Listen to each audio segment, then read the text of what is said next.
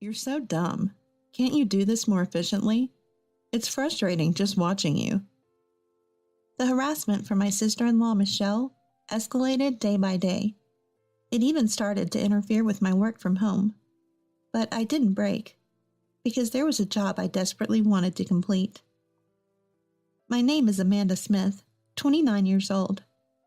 Working as a contract employee for a certain company, I live modestly with my dad, taking over the household chores to relieve my busy dad.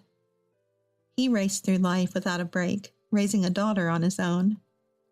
Gradually, I wanted to ease his burden a bit. When I was still in elementary school, Dad placed his large hand on my head and said, "You don't have to try so hard with the housework. Use your time as you like. That makes me happier." Dad was always kind and generous, no matter how tired he was. Secretly, I wished for his happiness. I hope Dad will find great happiness someday. This small wish came true a few years ago. Dad's new wife was named Barbara. Barbara, with her daughter Michelle, moved into the house where Dad and I lived. Barbara was honest and kind-hearted, a wonderful woman. In contrast, her daughter Michelle was prideful and cunning. It didn't take long for Michelle, initially quiet and reserved, to show her true colors. That day, as usual, I prepared lunch for Dad and sent him off to work. Barbara was away on a business trip since yesterday. Michelle, a college student, should have had lectures today. I decided to prepare her lunch before she woke up. Even with 4 in the family, I still managed all the household chores. Working from home, I had some flexibility, and I didn't mind cleaning or cooking. It was a nice break from work, refreshing my mind. Barbara, now my stepmother, said, "I feel bad having you do everything." But I assured her I enjoyed it. By the time I set breakfast for Michelle and me on the table, I heard her coming down the stairs. Groggy Michelle entered the living room, and I greeted her. "Good morning. Breakfast is ready. Your lunch is on the table, too. Feel free to take it." Michelle paused and said, "I'm not going to college today." "Huh? But your calendar said you had lectures." "They were rescheduled later. I updated the calendar. Didn't you see it?" Sorry, haven't checked yet." In our house, where lifestyles greatly differ, we decided to write down schedules on a shared calendar. I'm still not used to this new habit and sometimes forget to check. Michelle sighed heavily and muttered, "You're really clumsy," before returning to her room. I didn't take her words too seriously, assuming she was just cranky from waking up. 2 weeks passed since then. After days of relentless rain, it finally cleared up on a sunny Saturday morning. Feeling refreshed, I was hanging laundry when I sensed Michelle, who had slept in, getting up. But something was noisy. She rushed from the bathroom to the upstairs, then hurried back down, looking around the living room. "Hey, where's my skirt?" Michelle's demanding tone was suddenly directed at me. "Skirt? If you mean the one in the laundry basket yesterday, I'm about to hang it." "No, the one I asked you to wash separately 2 days ago. I told you at dinner, remember?" "Oh, that one. It had a small tear, so I decided to mend it before washing separately. I finished mending it last night, and it's in the washer now." "What? Didn't you listen to me? I said I needed it washed early because I'm wearing it today. Are you even listening?" I was at a loss for words. Indeed, she had asked to wash that long skirt separately, but I wasn't informed she needed it today. I recalled our conversation from 2 nights ago. "I want to wear it next Saturday, so please wash it by then." "Next as in next week?" Yeah. Don't make me repeat myself." Michelle ended the conversation abruptly, playing with her phone. That's when the misunderstanding occurred. And it was Michelle who hadn't listened properly. Though I had no reason to be blamed, I didn't want to argue and said, "Sorry, I misunderstood the date." But Michelle, standing before me, glared with a disdainful look. "Think an apology solves everything?" This is why I hate dumb people. Having a high school graduate sister is just unbearable. Can't even manage household stuff properly.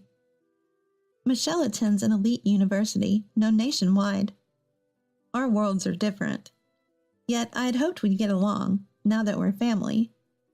Just to be clear, I never thought of you as family from the start. Michelle said mockingly, with a disturbing smile.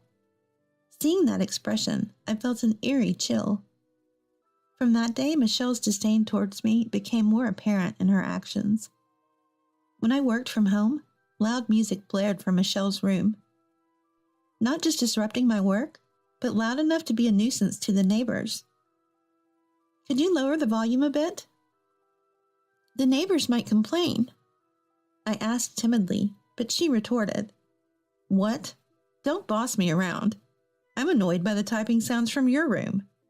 She slammed the door in my face.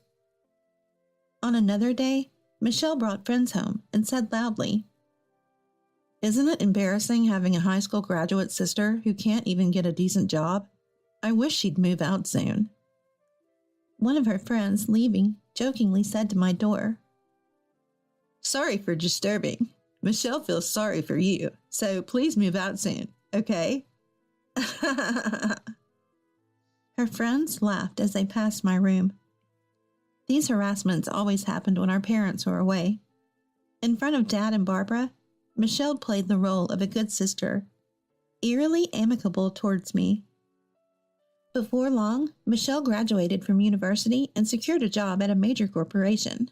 Within a year, she got engaged to her company's superior. By then, I had moved out to live alone, freeing myself from daily harassments and gradually regaining a peaceful life. One day, an invitation to Michelle's wedding arrived. The ceremony was to be held overseas. Sighing, I placed the invitation on a nearby table. About 3 months later, I boarded a plane from Los Angeles International Airport to France. Since moving out, I had become distant from my family. I was worried about Dad, but Barbara was with him. Without me in that house, Michelle wouldn't cause trouble. To preserve Dad's happiness, I wanted to avoid family conflicts. It was better to keep my distance from Michelle and minimize visits to my family home. To Dad and Barbara, I said I moved out to focus on my career. Despite the suddenness, they respected my decision, telling me, Don't worry about home. Just do what you think is right. Yes, you should pursue what you want. It's a once-in-a-lifetime chance, they said with a smile. It's true, Michelle's actions affected my work, but that wasn't the only reason I left. I felt it was time to confront my own life and take a new step. On the night before Michelle's wedding, in my hotel room, checking the dress and belongings for the next day, my phone rang. Michelle's name appeared on the screen. A bad feeling washed over me. Hesitantly, I answered the phone. It was Michelle's voice after several months. Hey, long time no see. Where are you right now? In a hotel in Paris. There was a brief pause in the conversation. Then, laughter erupted from the other end. Really went, huh? Are you stupid? How crazy can you be? What do you mean? The overseas wedding was a lie. Fooled you as expected.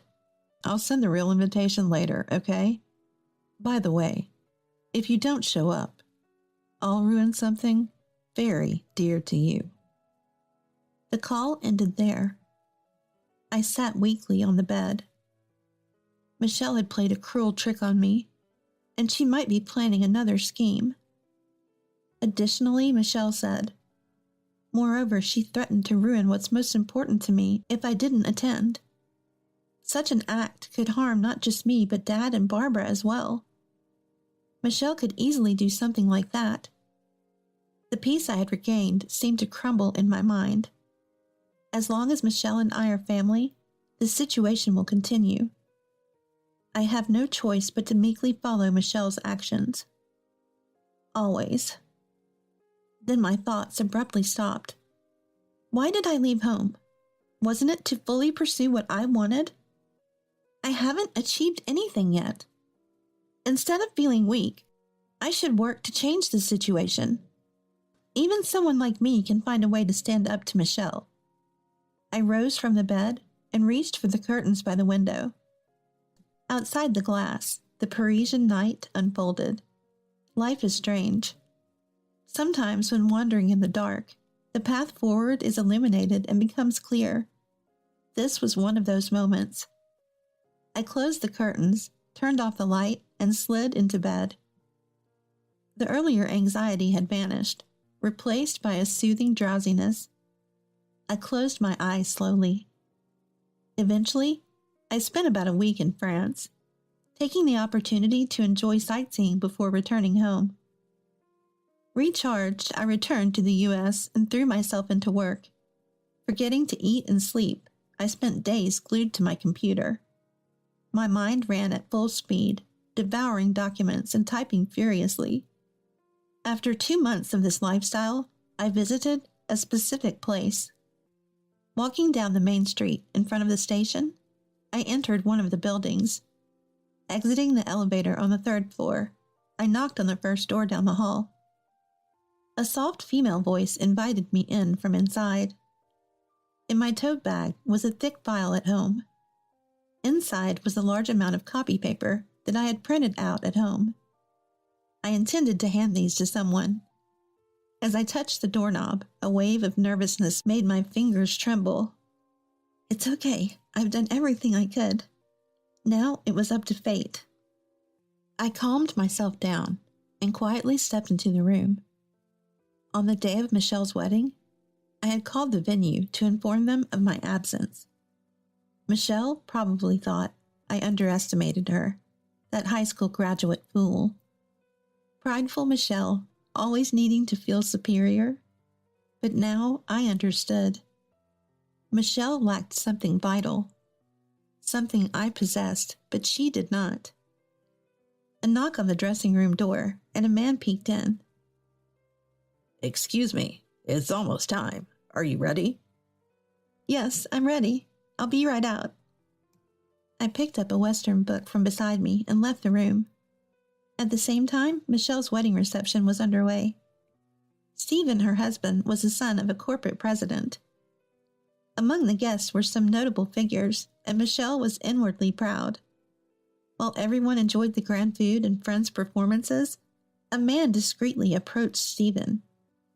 After whispering something, Stephen said to Michelle, Amanda isn't coming today. She appeared on TV. Did you know? Michelle was taken aback, clueless. Looking towards the guests, she noticed some commotion among Stephen's invitees. It was also streamed online. Seems to be quite a topic. A colleague from Michelle's company nearby was heard speaking on her phone. I've read this book too, just released last month and already going for a reprint. It's a foreign sci-fi novel. The author passed away long ago, but it turns out it's written by a globally renowned scientist. Someone started saying online. Another colleague at the same table mentioned, That's the one that's been trending on social media recently, right? It's got futuristic, predictive scenes, and a friend told me it's interesting. A translator named Amanda Smith. She was on a show today at noon. Amanda Smith? Isn't that Michelle's sister-in-law's name? Hearing this, Michelle immediately opened her mobile phone. A search on her timeline brought up my name. The top article read, Historic scientist posthumous work discovered.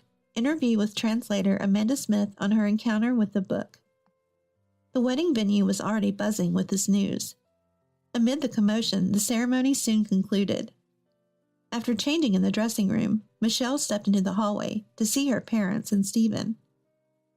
Along with Stephen's parents, in a tense atmosphere. Such an embarrassment, being the subject of harassment. We were clueless, and now we don't even know how to respond to inquiries from acquaintances, said Daniel, Stephen's father, and the head of a major corporation, in a stern tone. I've dined with Michelle numerous times, but she never once mentioned her sister-in-law, Amanda. Are they on bad terms? I value family bonds, you know.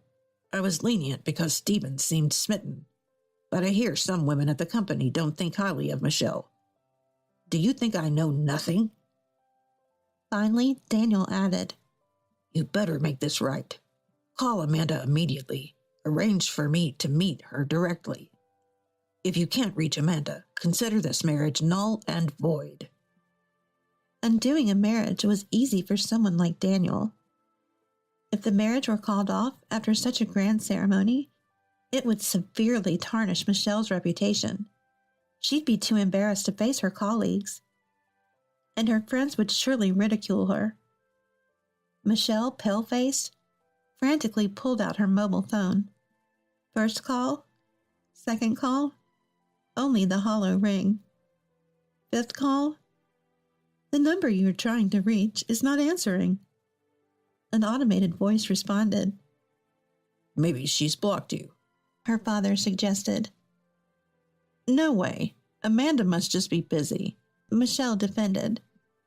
Skipping a day on the wedding itself is not normal unless there's an accident or illness, especially for family.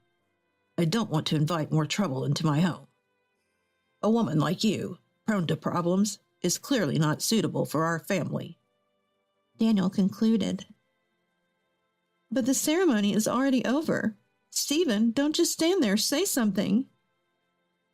Michelle looked at Stephen with her characteristic pleading eyes, but Stephen turned away, refusing to look at her.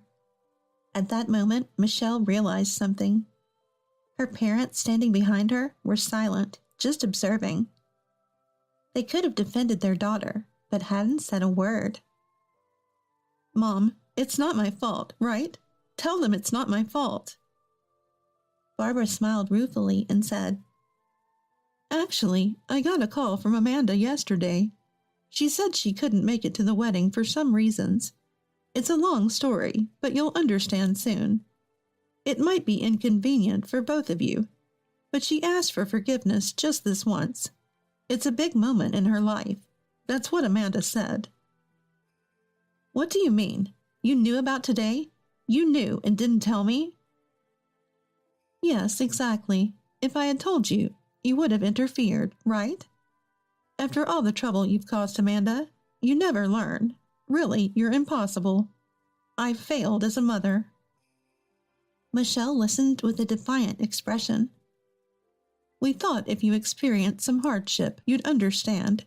So Dad and I discussed it, and as bad as we felt for Amanda, we decided to turn a blind eye. It seems this is a family matter. We as outsiders should leave. Someone interjected.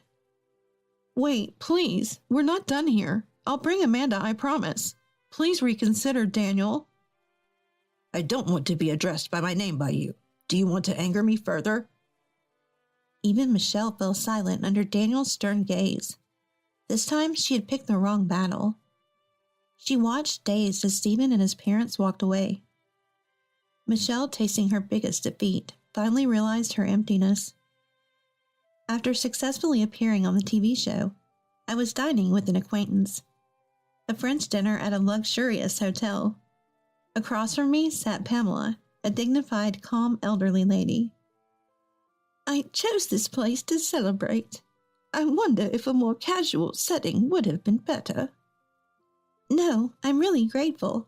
It's my first time dining somewhere like this, so I'm a bit nervous. I like your honesty. Just be yourself. I don't like formalities either. Enjoy the meal to the fullest. Pamela's titles included French literature researcher, translator, and translation school lecturer. She was also my mentor. I once found an old Western book among Mom's belongings. Dad said its origin was unknown. It appeared to be a novel written in French.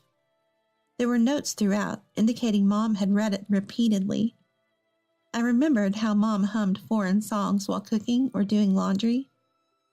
It happened before I could remember, so I don't remember it clearly. Could those lyrics have been in French? I started reading the book bit by bit, translating with a dictionary, and got absorbed in its world. I became enchanted with the French language. I devoured French books and translated my favorites. I was so engrossed that I lost track of time. After becoming a working adult, I started attending translation school during nights and weekends. One of my teachers, impressed by my language skills, introduced me to translation work. I was delighted to take it on, especially since it could be done from home. Around the same time, Dad decided to remarry. Even with the increased family size, my work wasn't affected, except for the issues with Michelle. I was surprised when you handed me a thick manuscript. Your translation skills were professional level, and the novel had a unique world view. I had been translating for years, but I was never quite satisfied with my work. It took a long time, but completing it helped me grow mentally. Yes, translation is a battle with oneself. Each completed work feels like shedding a skin. It's fascinating. I agree. That's why I can't stop. Pamela smiled warmly upon hearing my words. It's a blessing to have something you want to pursue passionately in life. When I returned home after a long time, Barbara greeted me. Dad was still busy with work, coming home late as usual. I heard footsteps coming down from upstairs. Ah, finally awake. Michelle, you have a part-time job today. After the wedding cancellation and leaving her job, Michelle seemed to have been staying home. Barbara had told her, "How long will you sulk? Do you want to live miserably like this forever? If you don't want to start over, you better leave this house." Worried about being kicked out, Michelle reluctantly started looking for part-time work and settled on a grocery store clerk position. As Michelle passed by the living room, she glanced at me awkwardly and hurried out the door. Amanda, you're going overseas for work, right? You said something about a potential contract with a new author? Yes, it looks like it's going to be finalized, but they want to meet in person. That's great. I'm relieved to hear your translation work is going well. Take care, and I'm looking forward to the souvenirs. Barbara's innocent smile made me smile too. Continuing to do what I love is enough for me. I thought it was that simple. My ability to become a translator was because I maintained a pure heart. It's a gift from Mom in heaven. A talent to enjoy life to the fullest. On my way back from my parents' house, I passed by a dogwood tree. Stopping to look, I saw many buds waiting to bloom. Surely, I'm just getting started too. Blooming one flower at a time, I'll continue on my path. As the gentle spring breeze blew, I started walking again.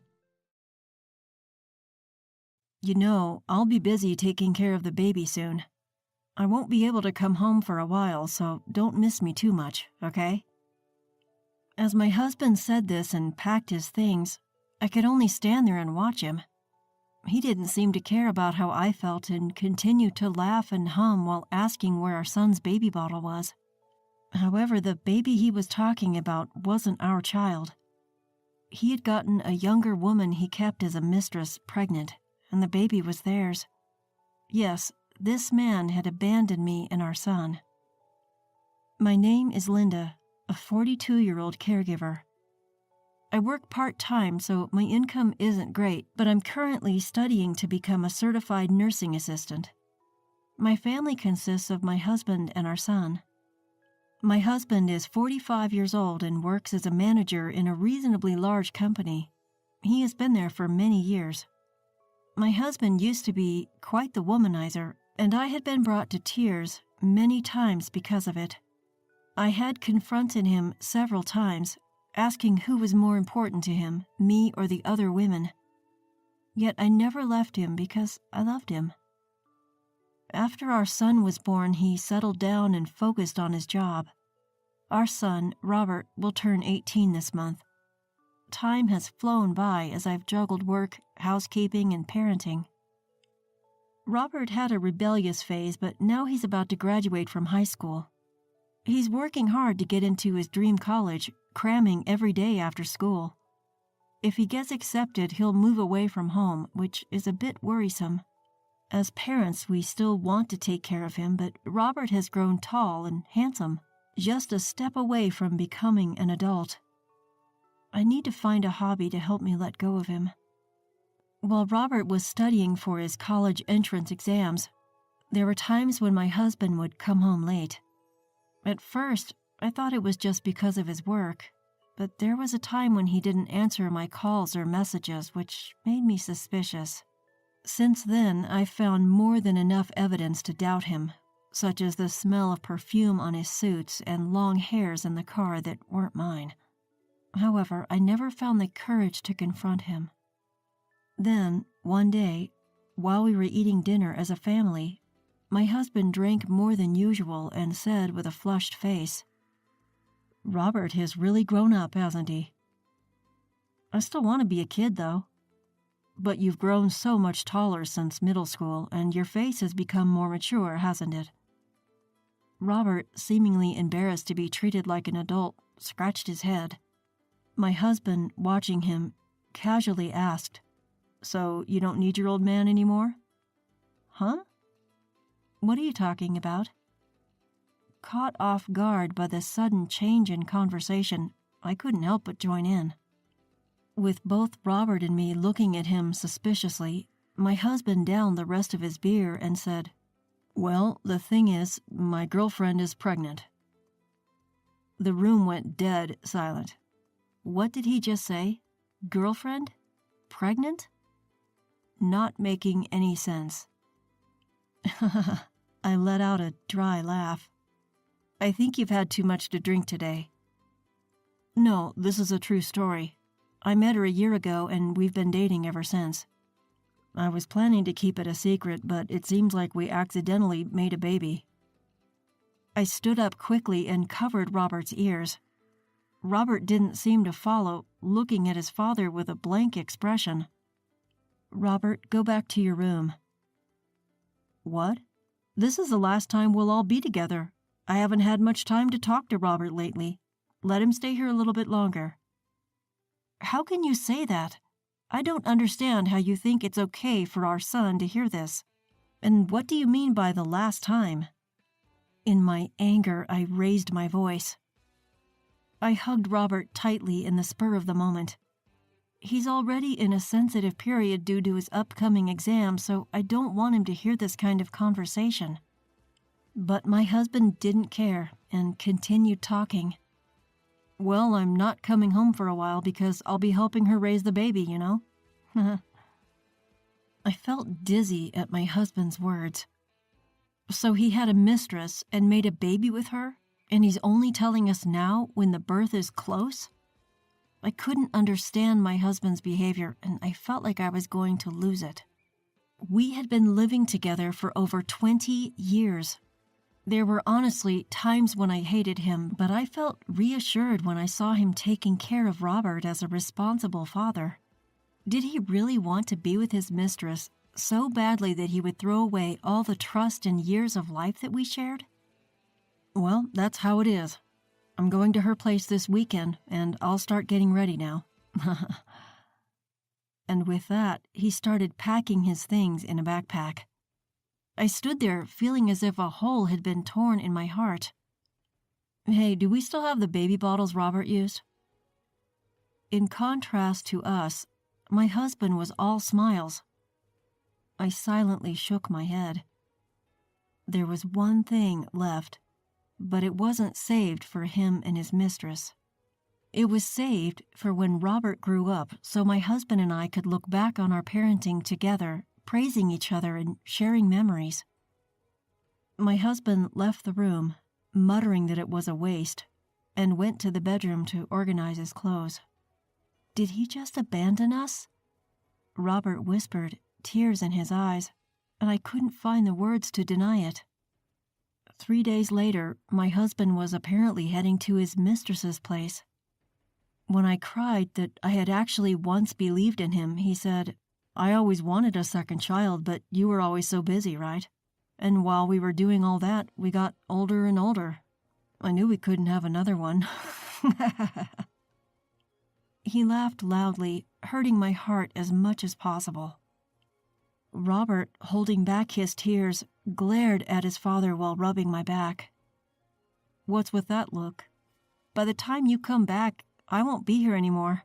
Are you okay with that? Sure, you're an adult now, right? You've lost your childlike charm and you're not as cute anymore. I heard my girlfriend's baby is a girl, so I might like her even more than you. Robert lunged at his father. He flinched for a moment, but then glared back at Robert. Ah, she's so young and cute, unlike you guys. I'm really looking forward to our future together. Yeah, I get it now. You're the worst, Dad. At least now both Mom and I can make up our minds. We know what to do. I also speak up, following Robert. You should know that there will be no home for you to return to anymore. My husband, with an annoyed expression, shakes off Robert's grip and leaves without even saying goodbye. Robert supports me as I feel my strength drain away. We didn't just sit idly by after hearing about my husband's mistress. We had already begun preparing our next moves. About 2 weeks later, my husband called. He laughed, saying that raising their daughter was going smoothly and that she was as adorable as he had hoped. He even sent a photo of the mistress holding the child, which started in me a simmering of rage. However, he had unknowingly provided us with evidence. I saved the photo and began recording the conversation, amazed at how foolish he was. Then, right on cue, my husband's mistress took the phone and began talking. Are you the wife? I'm sorry I've taken your husband all for myself, but it can't be helped since we have a child together now, right? LOL. Yes, raising a child can be tough. I'm so glad you're understanding. When I first heard about you from your husband, I just thought you were a weak person who couldn't do anything but cry. But that's not how you sound at all. So that's what he had been saying about me to his mistress. Half a year ago, such words would have deeply hurt me, but now I felt nothing. The love for my husband had long since disappeared. You knew my husband was married with a child, and yet you still pursued him, right? I didn't know at first. Your husband always took off his wedding ring when we met, so when he finally told me, I was surprised. But my feelings for him didn't change. We'll be together forever. It's a good thing they're both so clueless. This would serve as evidence that the mistress knew my husband was married and still continued their relationship. While her words were infuriating, the payoff would be huge. And it would have been more difficult to take revenge if she seemed genuinely remorseful and troubled by the unplanned child. I told the two of them to do their best and hung up. 2 years have passed since that day. Then I saw that familiar number come up on my phone. I took a deep breath before answering. Hey, how have you been? I'm coming home now, so make sure the house is clean, okay? Didn't I tell you back then that there's no home for you to return to? What are you trying to prove? My husband sighed, sounding exasperated.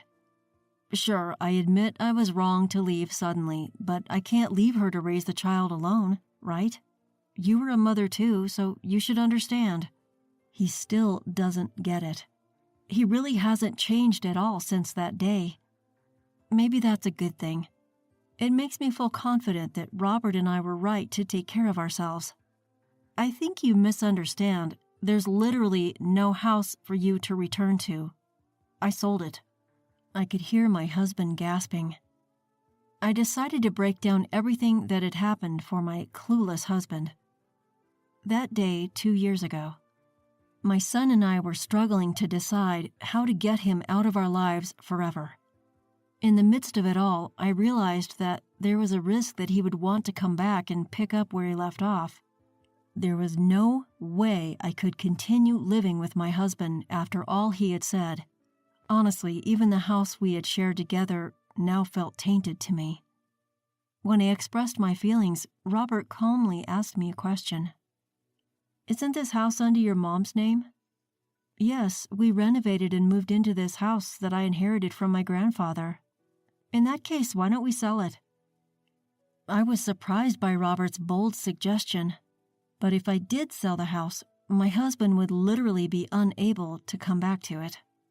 Plus, the money could be used to hire a lawyer and a private investigator for the divorce process. Robert had been saving up for months so we could live without any worries. With that savings and a little more, it would be possible for me to move away with him. I accepted Robert's idea and began making preparations. Robert worked harder than ever in his studies, eventually getting accepted to a college far away, and I obtained certification as a nursing assistant. With this certification, my salary would be higher and I could work anywhere. And so we sold the house. Of course, we had obtained my grandfather's permission. My parents had passed away early and my grandparents had taken on the role of parents. When I explained the situation with my husband to my grandfather, he was furious. My grandparents gave us some of the money they had been saving little by little, telling us to use it to start our new life. When I hesitated, they insisted, saying there was no point in them holding on to the money at their age, and forced me to take an envelope filled with cash. I was moved to tears by my grandparents' kindness. And so we began living in the state where Robert's college was located. Since you never showed any interest in what we were up to while Robert was studying for his exams, you probably have no idea where we're living now. You can't bluff me like that. My husband's voice grew louder, clearly panicked. If you think it's a lie, you're welcome to come see for yourself. We're busy, so we'll hang up now. Hey, wait. At that moment, Robert, who had been quietly observing, took the phone from me. Dad, you said it yourself, right? That we don't need you anymore? And we agree. We don't need a father who abandons us to be with his mistress. With a cold tone, Robert told him this, causing my husband to break down crying. Please, wait. I know I messed up, but don't abandon me. I took the phone back from Robert, ready to deliver the final blow. You might not be willing to agree to a divorce, but we're moving forward with the preparations anyway. Oh, and did you know that the alimony payments for getting your mistress pregnant during our marriage can be almost double the usual amount? Better start preparing for that. Without waiting for my husband's response, I hung up the phone. Calls from my husband came in immediately, but I rejected them. I didn't want any more stress. From now on, my husband would be burdened by the costs of raising a child with his mistress and paying alimony to me. My husband had no real skills to support himself, and I had always cleaned up after him. He would leave dirty dishes untouched and scatter laundry everywhere. He hardly ever helps with housework and only occasionally takes out the trash, acting all proud when he does. I can't imagine him and his young lover lasting very long. Thanks to speaking my mind, it feels like a weight has been lifted off my chest, and I take a deep breath. Robert looks worried about me. I'm fine. I got to say what I needed to, and I feel so much better. Let's go out and eat something you like today. I force a smile at Robert, despite my exhaustion. He still seems worried, but he tries to act cheerful for my sake. I find my smiling son, debating between steak, sushi, or pizza, absolutely adorable. We've been through a lot of hardship, but let's make even more happy memories. It's an unfamiliar place, but Robert and I will be just fine. And I have to work hard to let him become more independent. When I decided to live with him, he said he was happy to still be able to eat my home-cooked meals since he is terrible at cooking. But from now on, when he has friends over or even gets a girlfriend, I'll be in the way.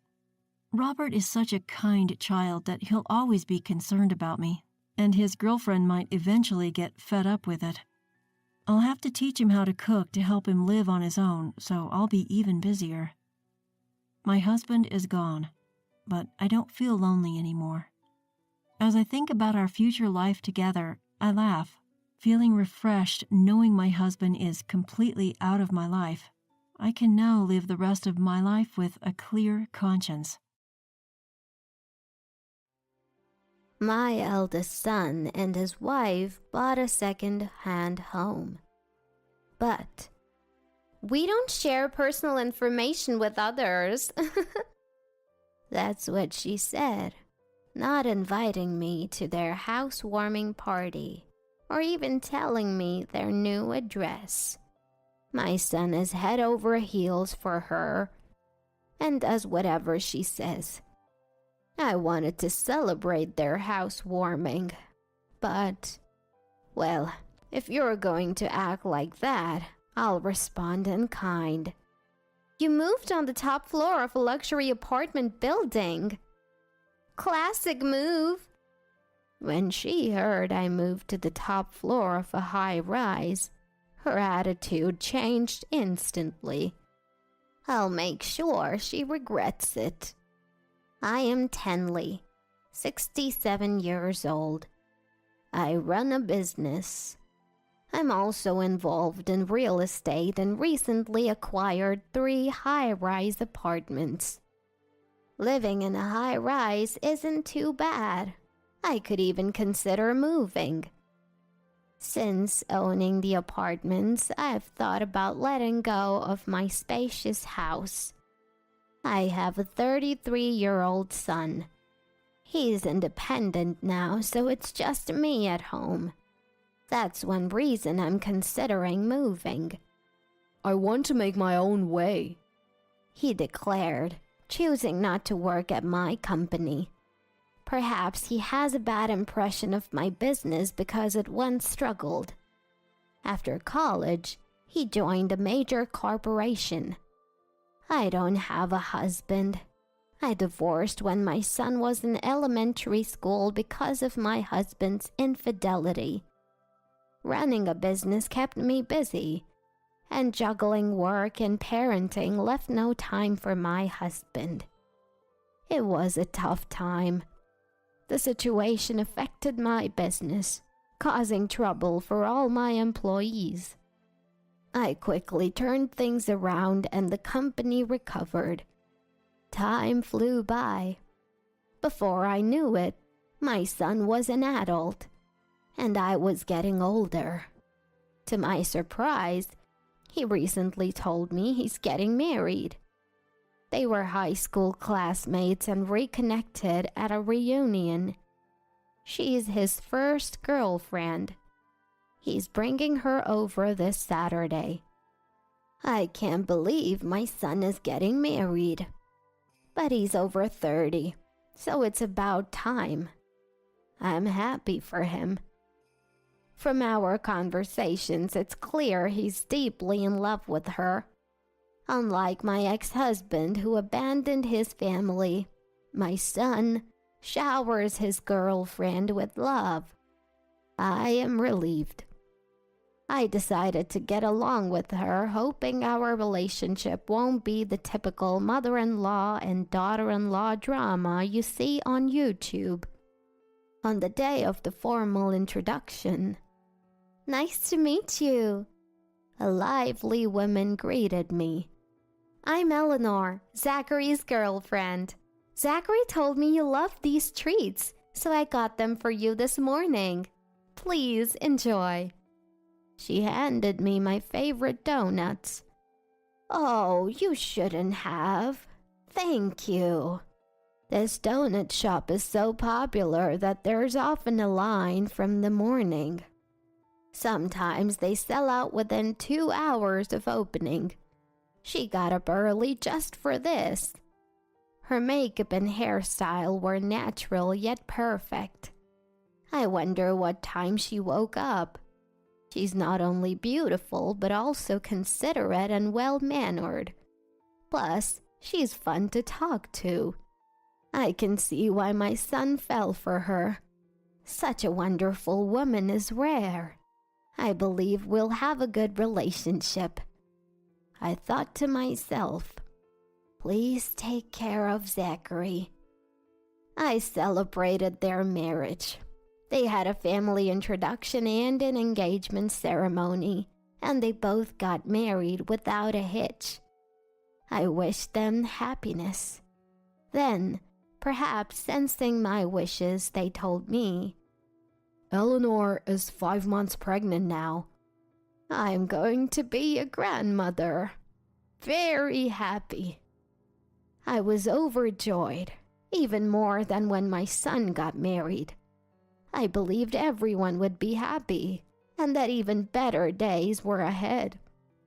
Then, one day, "Mother-in-law, I'm here again." Eleanor seemed fond of me and often visited. "It's good to see you. Come on in." I was glad we weren't at odds. But to be honest, her frequent unannounced visits were becoming a bother. On top of that, "Look at this. Isn't it super cute? Mother-in-law, I really want this for the baby. Don't you think it'll look adorable?" She'd show me baby items and subtly hint she wanted them. "Oh, it's lovely. Would you like me to get it for you?" Even though our relationship was still new, she was the woman my son chose. And it was for my first grandchild. I kept indulging her requests. "Thank you so much." I thought this would help build a good relationship. But, "Mother-in-law, look! I want this next. Cute, right? Can I order it?" She even started sending emails like, "Mother-in-law, I want the item in this URL. Order it for me. Oh, and have it delivered tomorrow morning." She began to take my generosity for granted and stopped expressing gratitude. At first, it was endearing, but I couldn't believe her audacity. I finally said, "Don't you think you're taking advantage of me? You need to show some manners. At least say thank you." But then, "What? I don't expect anything. But you run a company and own 3 luxury apartments, right? Is what I'm asking for more expensive than those apartments?" She seemed to think I was wealthy and could easily afford her requests. "Even so, shouldn't you buy things yourself to truly value them? Especially since you're about to become a mother. You should teach your child to say thank you." She became irritated. "By the way, Zachary mentioned your company once struggled. Is it struggling again? Is that why you won't buy me things? You've asked for expensive items, like the entire dress set for the baby celebration, which costs over $10,000. That's not a simple request. My company is doing fine now." "So what? If your company is doing well, you have extra money, right? Zachary is a department head at a major corporation, but there's a big difference between his income and yours. I want a better life. If you won't spend money on me, I don't see the point of marrying Zachary." It sounded like she married him for his money. "Wait, didn't you marry Zachary because you love him?" "Of course not." I remembered he was the heir to a CEO at the reunion and approached him. He fell for me instantly. So easy. I wouldn't care about him if he didn't have money. That's terrible. Zachary would be devastated if he heard this. I won't tell you to divorce, especially with a child on the way. But I won't tolerate you hurting Zachary. He truly loves you. Don't trample on his feelings." She couldn't retort and suddenly stood up. "Fine. If you won't give me money, you're no different from a stranger. I don't care." She left in anger. I never imagined my daughter-in-law would turn out to be such a person. I debated whether to tell my son about this. But that very night, "Mom, what's going on?" My son stormed into the house yelling. "I just pointed out that Eleanor's behavior was too presumptuous, and she never even says thank you." Before I could finish, my son shouted back, If Eleanor says you have money, then you do. She's pregnant, for God's sake. You're the worst mother-in-law for being so cold to her. She's been crying ever since she got home. I wondered if I was in the wrong, but it was clear who was being unreasonable. I knew Eleanor was using my son for his money. I hesitated but told him the truth for his sake. However, that's impossible. Eleanor isn't like that. She's pure, like an angel. She's a goddess. She tells me every day how much she loves me. I know she loves me. It was too late. No matter how much I tried to reason with him, he wouldn't listen. It was as if he was brainwashed by her. After hours of going in circles, he said, I never thought you'd be such a stubborn and mean mother-in-law. I felt the same about him. He was loyal, which was good, but he was so blinded by her that he couldn't see anything else. I'll keep my distance from now on. I won't come back here. He left after saying that. We had argued a few times during his teenage years, but this was the worst. I regretted confronting Eleanor. Even though she's terrible, maybe I shouldn't have opposed her. Eleanor stopped visiting and my son wouldn't answer my calls. I wonder if I'll ever get to see my grandchild. There were only 3 months left until the birth. I was anxious, and my fears came true in an unexpected way. 2.5 months after our fight. Eleanor gave birth. Eleanor gave birth to a girl. A cute girl. My son called. I could hear the excitement in his voice. Can I come to the hospital? He said it was okay. I couldn't believe I'd get to meet my grandchild. Maybe time had healed our relationship. Either way, I was overjoyed. Not just because of the birth, but also because I could reconnect with my son and his wife. I left work and rushed to the hospital. It was designed like a hotel, and it looked just like one from the outside.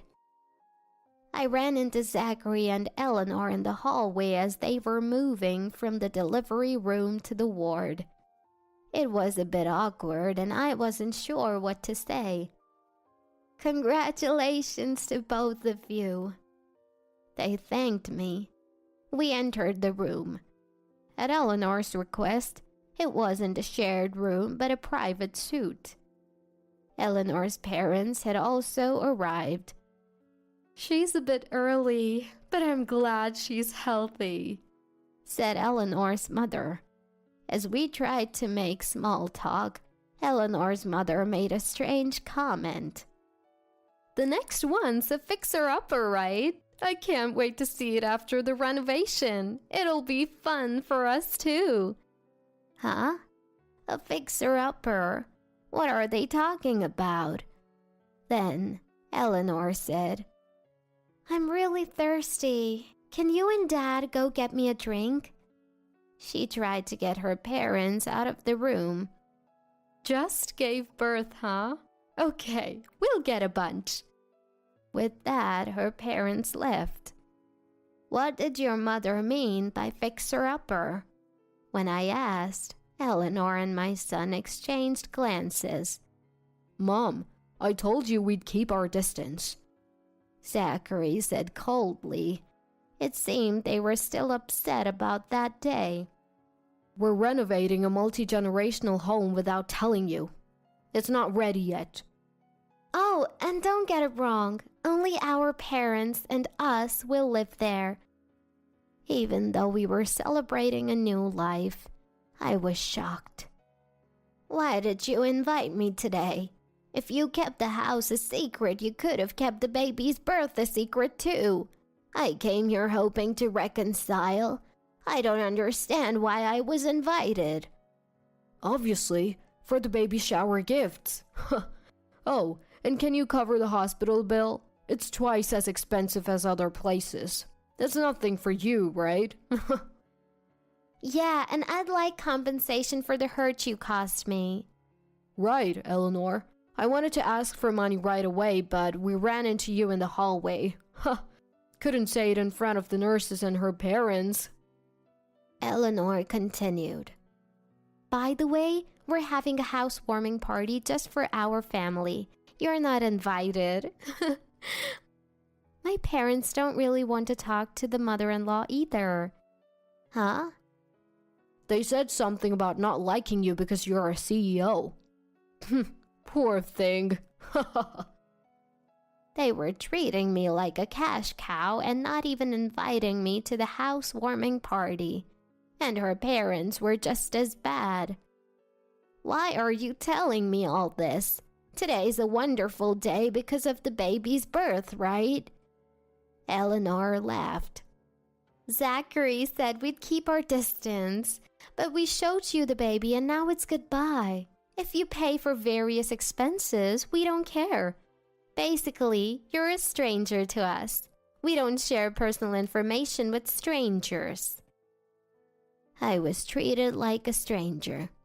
It was cruel. Too cruel. If you really want an invite to the housewarming party, cover the baby shower, birth expenses, and future child care costs. If you liquidate 2 high-rise condos, you can easily cover the costs until the child grows up. It'll be a breeze for you, right? That's right. Eleanor's so smart. Give us money for Eleanor and the baby. That's the only way to keep us connected. My son had changed so much because of one woman, and the woman who poisoned him. I couldn't forgive them.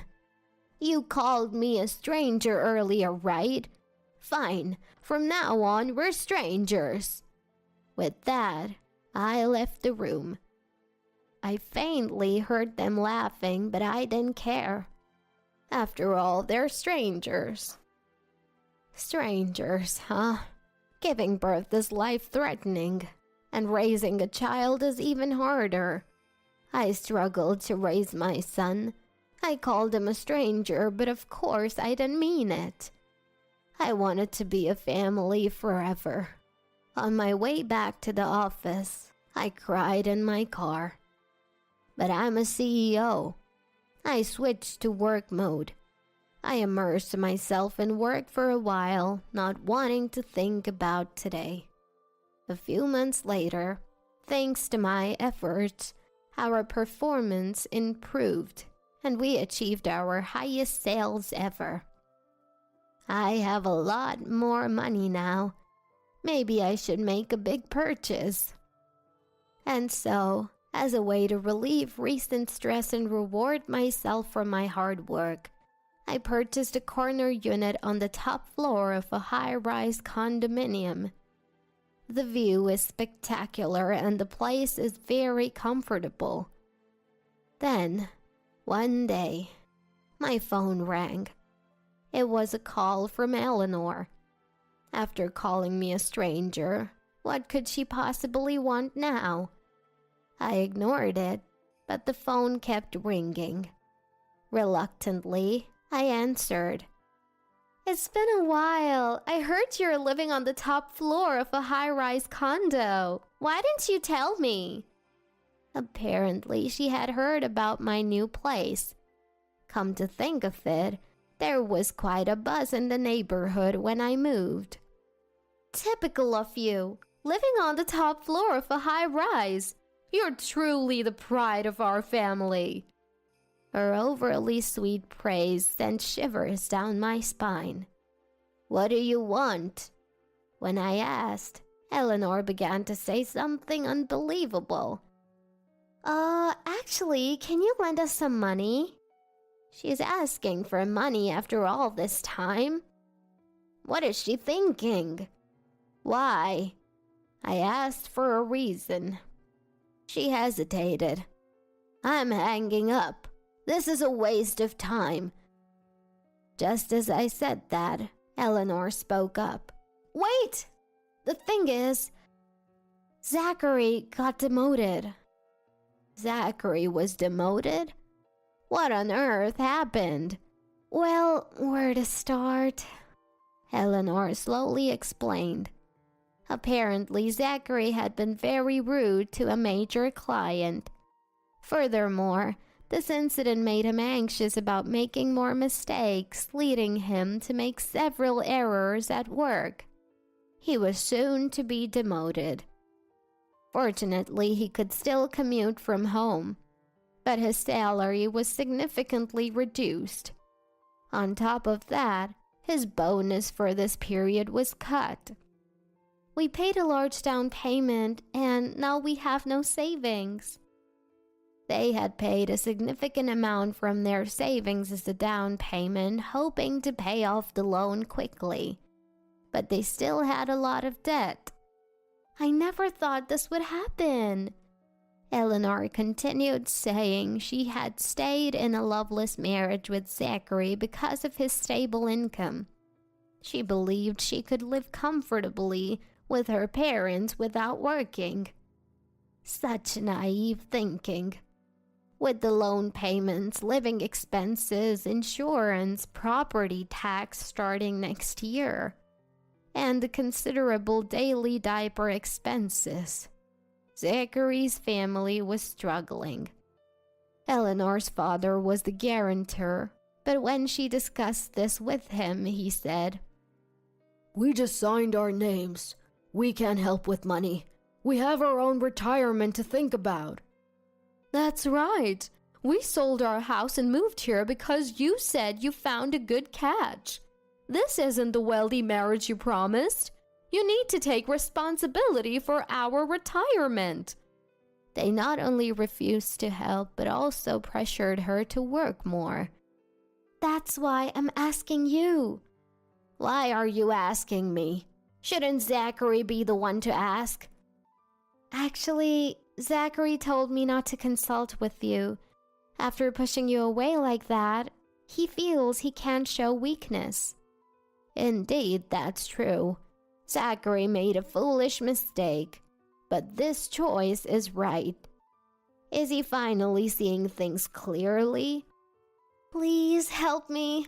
I started a part-time job, but I've had to take many days off because our child keeps getting sick. I'm earning so little. We can't go on like this. Eleanor pleaded, but I quickly responded. Aren't we strangers? What?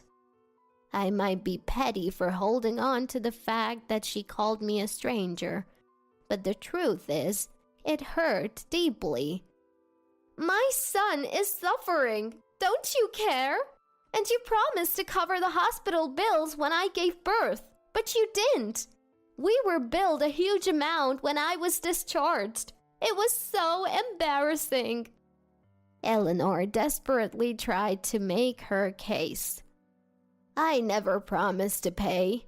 I'm truly sorry for your situation. Eleanor broke down. You're living luxuriously in a high-rise condo, and you're the CEO, right? You own the whole building, so give me one of the rooms. Her anger was palpable, and her child started crying in the background. Why should I give a room to a stranger like you? I stood my ground. Why?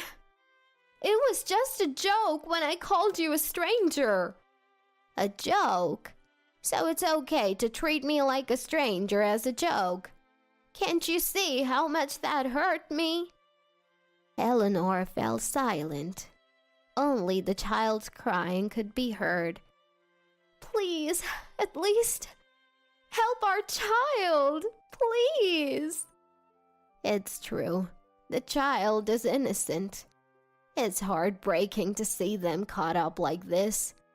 When the child gets sick, they call you to pick them up, right?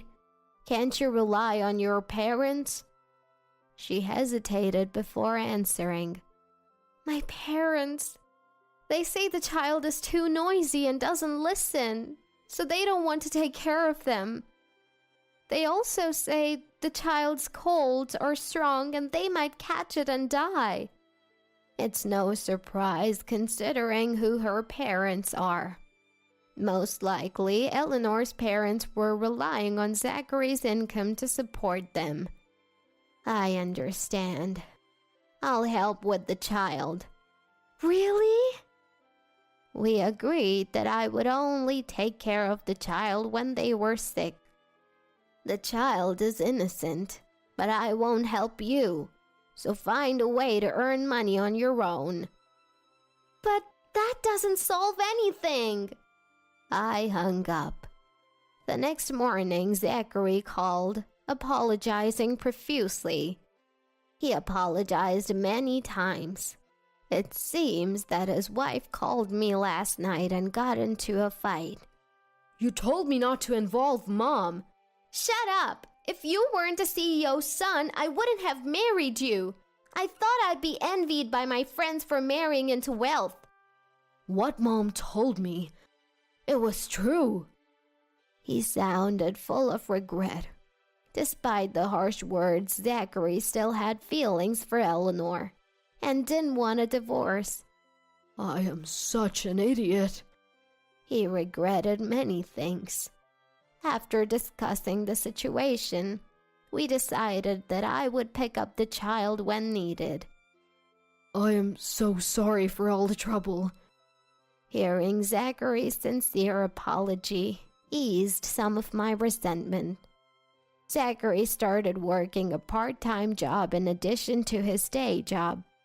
It seemed tough for him, both physically and mentally.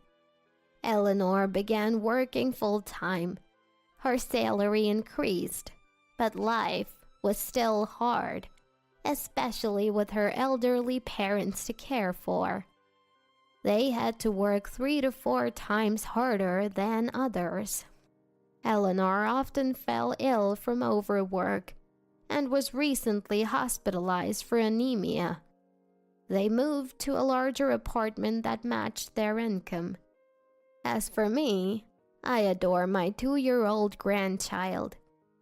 The child is very attached to me and is quite the grandma's child. This is exclusive to me, of course. The child is scared of Eleanor's parents and cries when they see them. Moreover, when Eleanor and Zachary come to pick up the child, they don't want to leave my side. Unlike Zachary, it seems the child knows how to judge people. These days, I think, this is my little revenge. But I'll keep that thought to myself.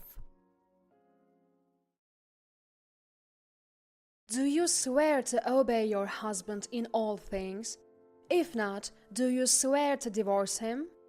The voice of the mother-in-law-to-be echoed audibly in the holy ceremony. Looking at my soon-to-be husband, who was dressed in formal attire and waiting for my response with a shy expression, I felt a sense of despair about this marriage. My name is Emily. I lost my mom when I was young, and it's been just me and Dad ever since. Despite his busy work schedule, Dad did everything he could to make sure I wasn't lonely. During long vacations, he'd take me to various places to make memories. Whenever I'd start crying, missing Mom, he'd console me, tears in his own eyes. He is a kind dad.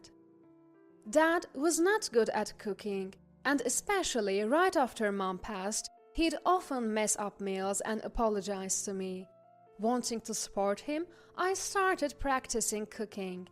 At first, Dad watched me nervously as I handled fire, but it seems like my late mom's chef genes ran strongly in me, and I soon got good at it.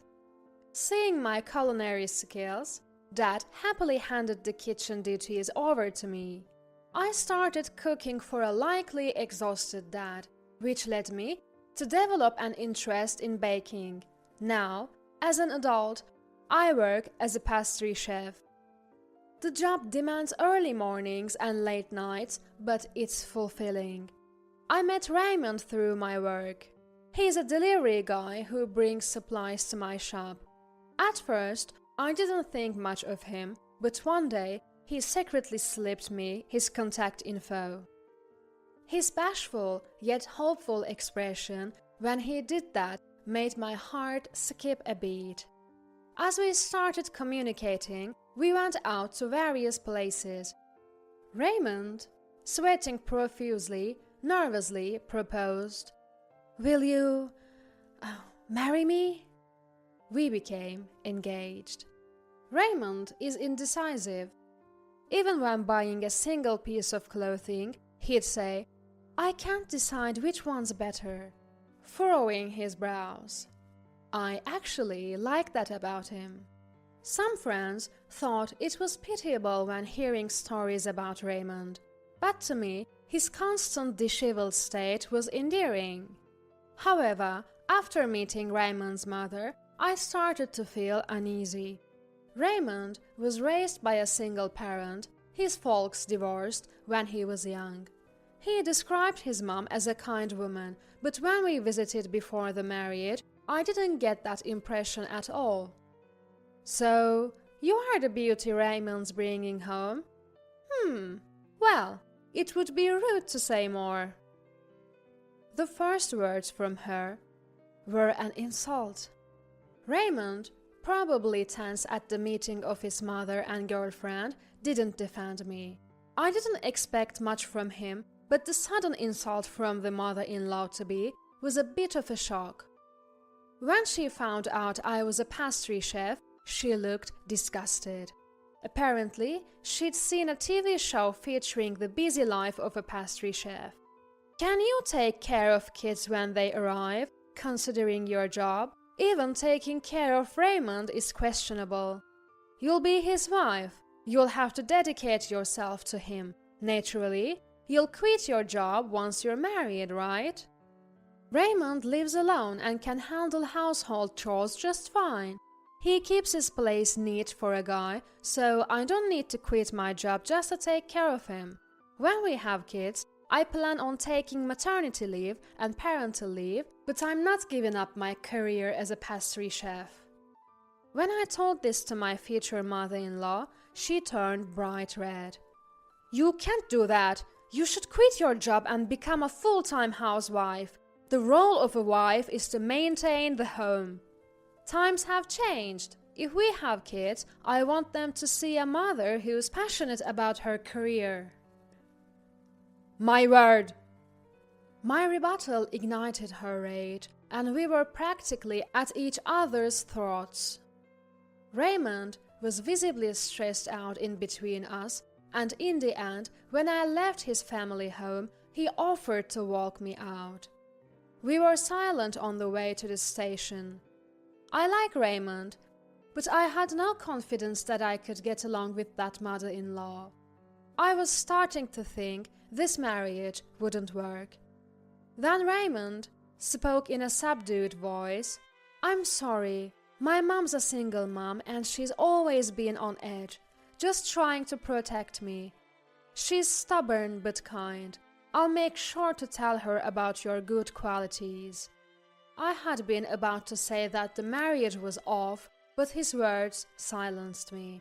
I remember how hard my own dad had worked as a single parent, and thought maybe she was acting that way because she truly cares for Raymond. "Don't worry about it. I'm sorry for fighting with your mom. Next time we meet, I'll try to get along with her."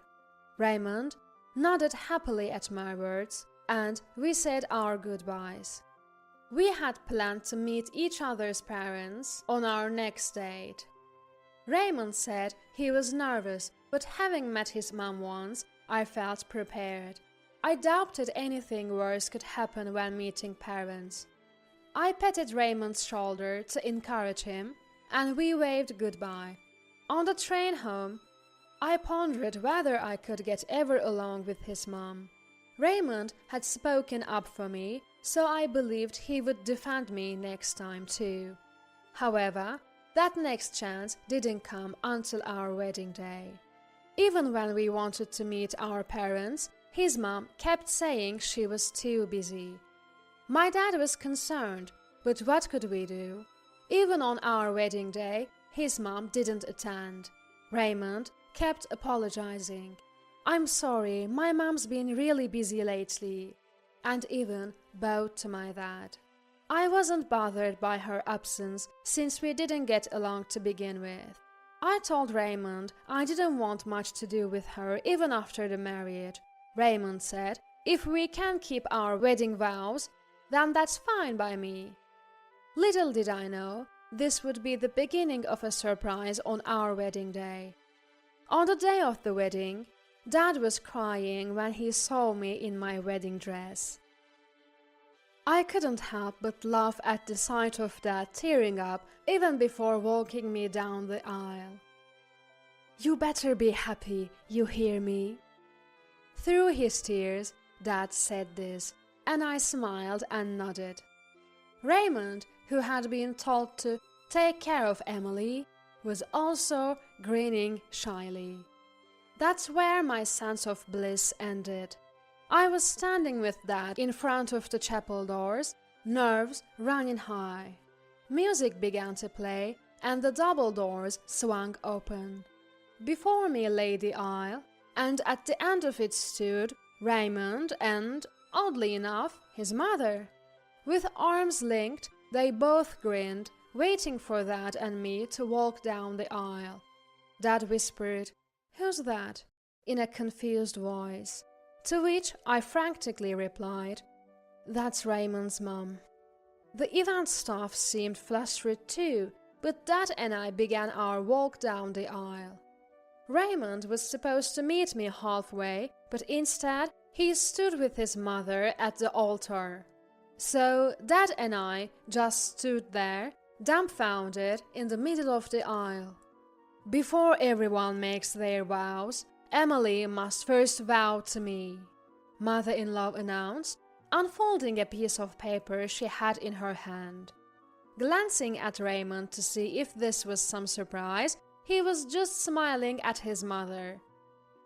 "Will you vow to obey your husband unconditionally? If you can't, you must vow to divorce." The room stirred at mother-in-law's proclamation.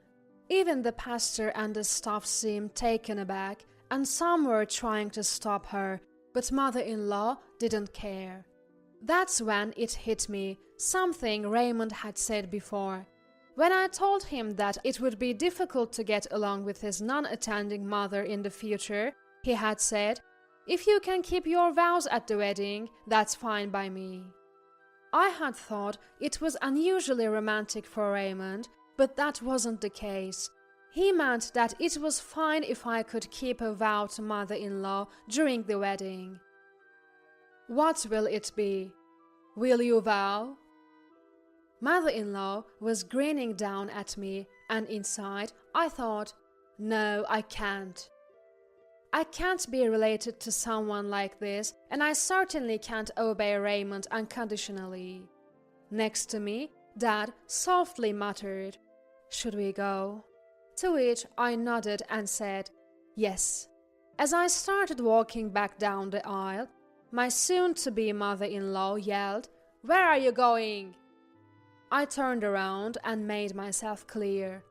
I can't go through with this. I can't become family with people who act so ridiculously. Fuming, my mother-in-law yelled back.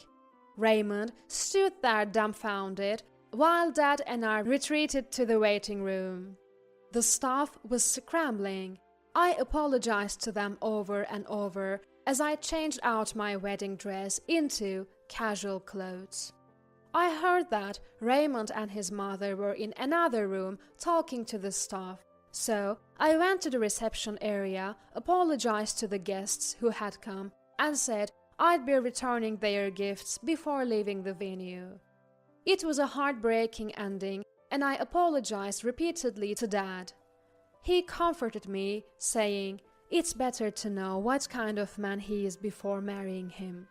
I couldn't help but cry like a child at my father's words.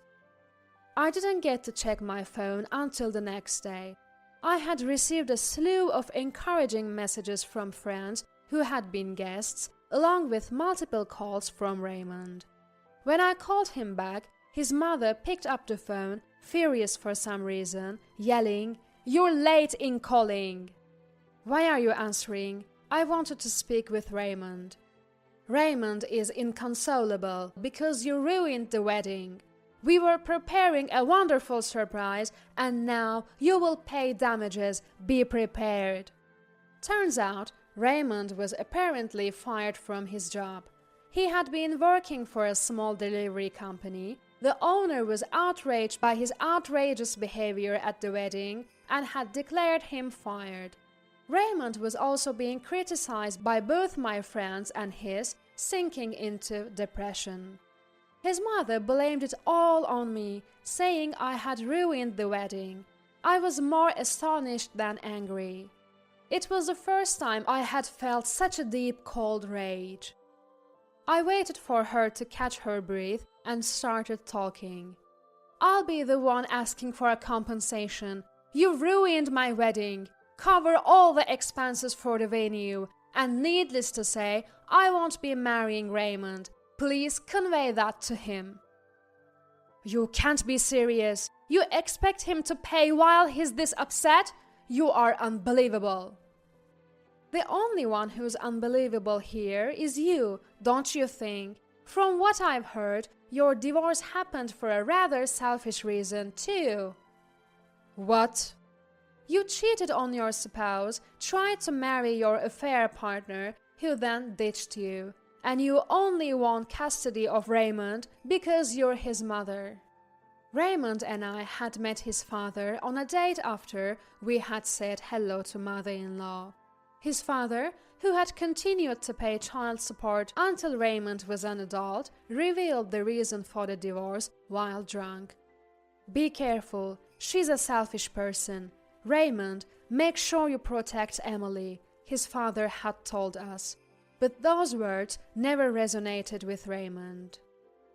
"You think saying sorry will fix this? We're not getting married anymore, and you're paying for the venue and the damages.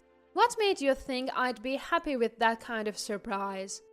At this point, I was seriously concerned that mother-in-law was going to burst a blood vessel. Just then, Raymond's voice came on, taking over the call. "I'm so sorry. I'm really sorry, Emily," Raymond pleaded in a desperate tone. "You think saying sorry makes it okay? Forget the wedding, but you're paying for the cancellation and venue fees. What made you think I'd be pleased with a surprise like that?" "I was on the fence, but my mom said it was a test for the woman who's going to be my wife." Typical Raymond, can't make a decision on his own.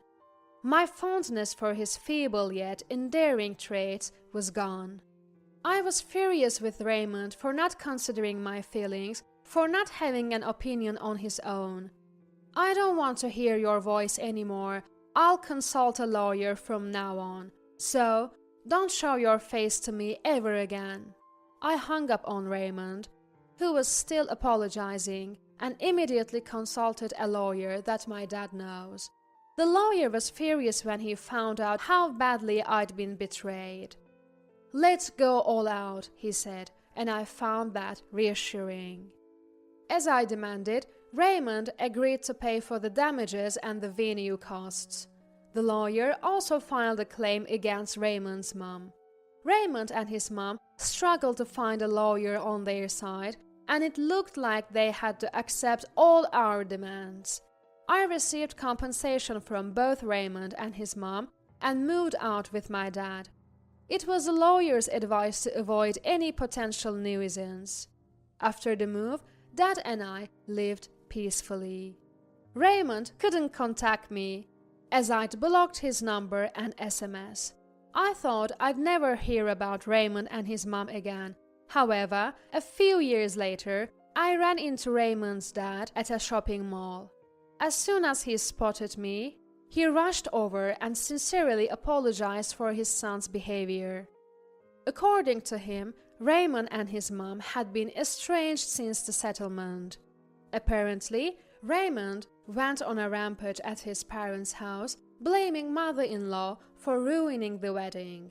Mother-in-law, for her part, argued that he had to pay the cancellation fees because Raymond brought someone like me into their lives. It turned into a full-blown, knockdown, drag-out fight, or so I heard.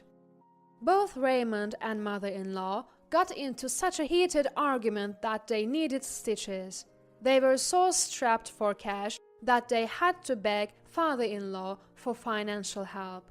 Unsurprisingly, father-in-law had no intention of bailing them out financially. Neither expected any financial aid from Raymond's dad, and they both lived hating each other. "I hope you find happiness, Emily," he said. Feeling a bit shy, I touched my flat belly. "I intend to." A guy friend from the cancelled wedding with Raymond had been incredibly supportive. We'd been friends since college, and he'd confessed that he'd liked me all along. Now, we're married. We didn't hold a ceremony as I'd had enough of weddings, but we did have wedding photos taken. Now, I'm pregnant. Raymond's dad genuinely wished for my happiness. When I report this to my husband, he assured me, "Don't worry, I'll take both you and our baby happy." Despite a terrible wedding experience, I found a new life of happiness, and I intend to protect this happiness. You just stay home all day, right? Tired from just cleaning? Why don't you try switching places with me and see the real struggle? Maybe I should divorce such a useless wife. Ugh, not this again. The way my husband treats me, a homemaker, is truly exhausting. My name is Jennifer. I'm a 34-year-old woman. I married David, my coworker, 2 years ago after a workplace romance. Back then, I planned to continue working after marriage. But David said, "I'll work hard outside. You take care of the home. That's my ideal. Men work outside, women protect the home." I naively agreed. I quit my job to become a full-time homemaker, influenced by David's perspective. I used to be easily swayed by others' opinions. Above all, I deeply loved David. So, I followed whatever he said without questioning. I guess I was blinded by love. If only I had stood my ground and not quit my job.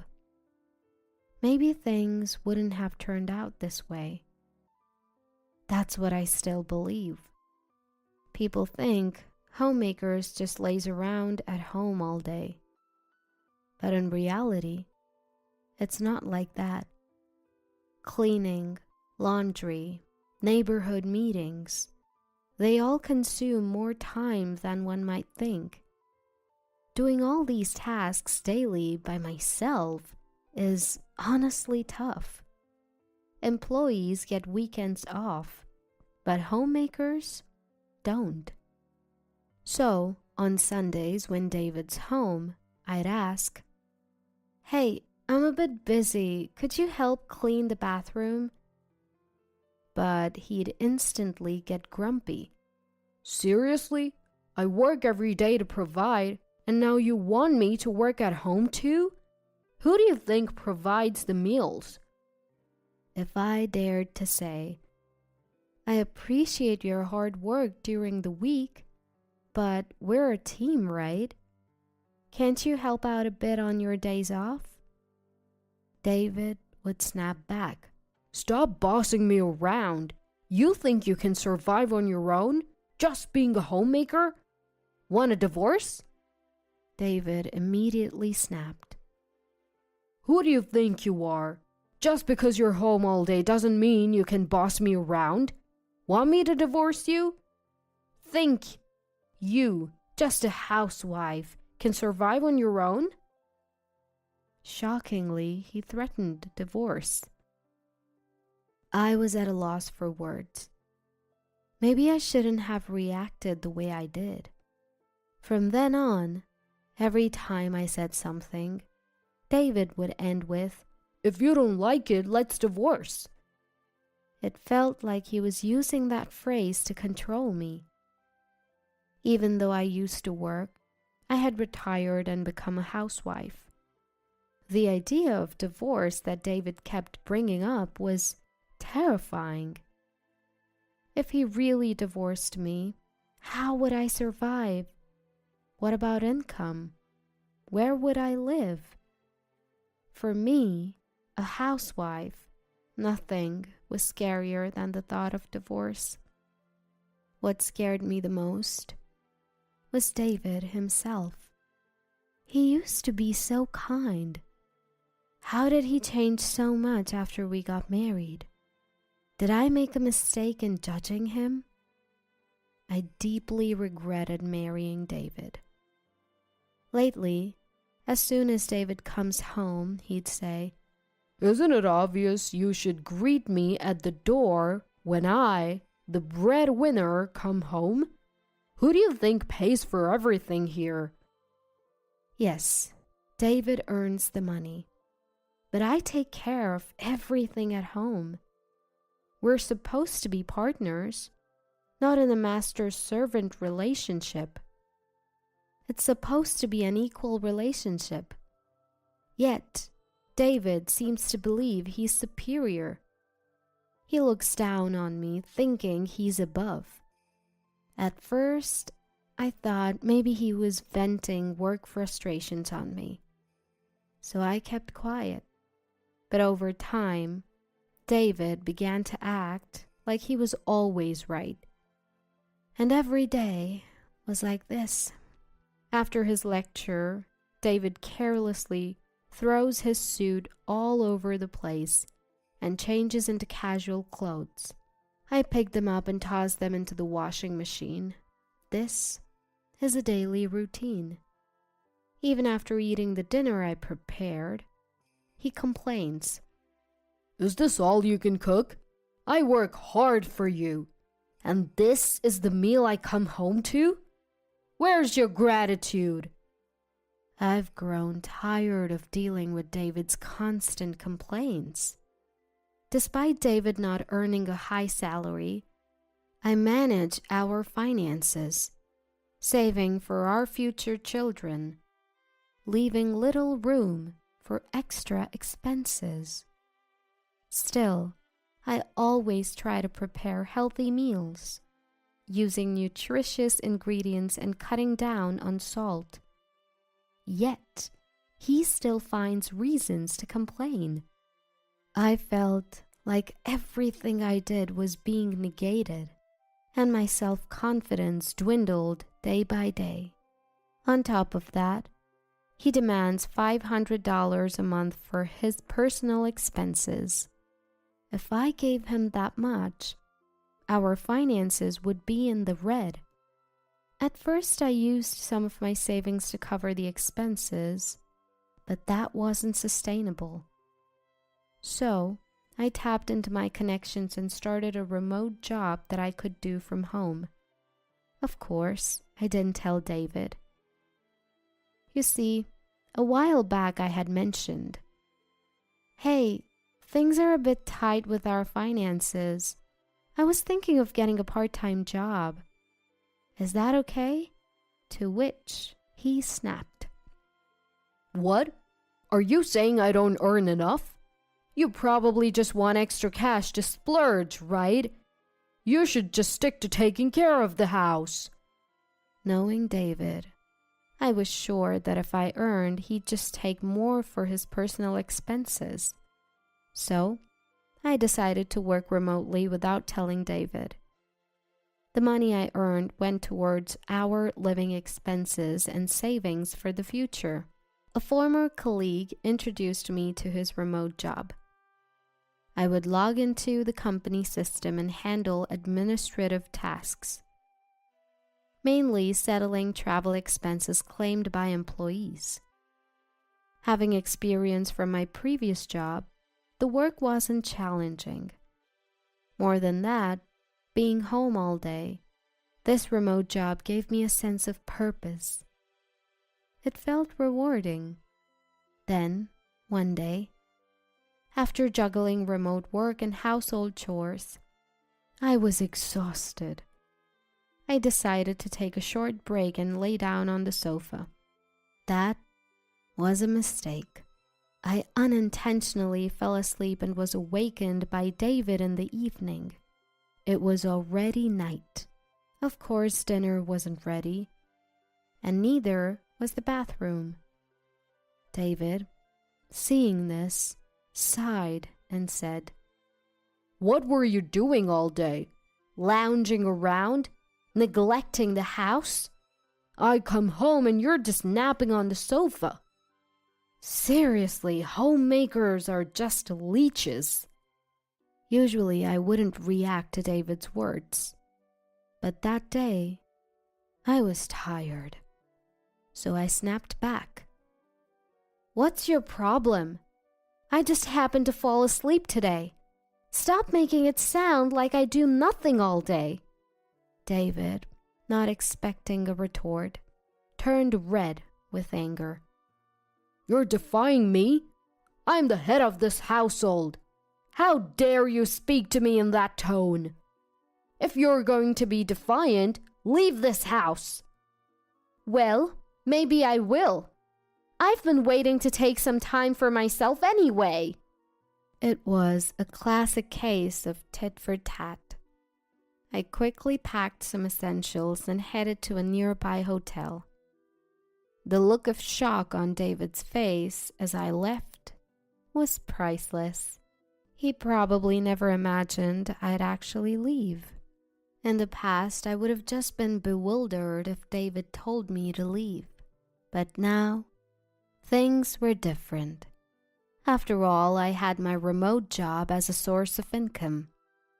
Being confined to the house and only doing household chores, this job became my only connection to the outside world. The feeling of being appreciated and thanked directly for my work. Seeing my efforts being rewarded with a paycheck. Having never received gratitude from David for all the housework, this job had become a significant part of my life. Thanks to my remote job, I gained confidence and strength. Maybe some time apart would be good for both of us. With that thought, I lived in the hotel for about a week. During that time, I continued my remote work from the hotel and even uncovered some fraudulent activities by an employee. Then, one day, my phone rang. It was David. I was thinking it might be time for me to return home. So I hoped this call would be the perfect opportunity. When I answered, David said, Hey, isn't it about time you came back? You've had some time to reflect, right? Who does he think needs to reflect here? Even as I was at loss for words, David continued. You must be missing me, right? Life must be tough without me. If you apologize, I'll let you come back home. Such arrogance from him. Who does he think he is? So I decided to play it humble and said, I'm really sorry. It was my fault. I miss you every day. Please let me come back home. To my surprise, he responded with such relief. I knew it. You can't handle life without me. Fine, come back home. He couldn't even see through my act. I was taken aback, but decided to return home with an innocent face. When I got back, the house was a complete mess. Clothes were scattered all over the floor. with no place to step. Trash overflowed from the bin, giving off a foul smell. Dirty dishes piled up in the sink. In just a week, he managed to turn the place upside down. I was almost impressed. I thought maybe he'd have cooled off in my absence. Maybe he'd have taken care of the house. All my maybes were shattered. He probably called me back because he couldn't handle the mess anymore. Not because he missed me or felt sorry. Realizing this, I was disappointed in David. I couldn't believe it had come to this.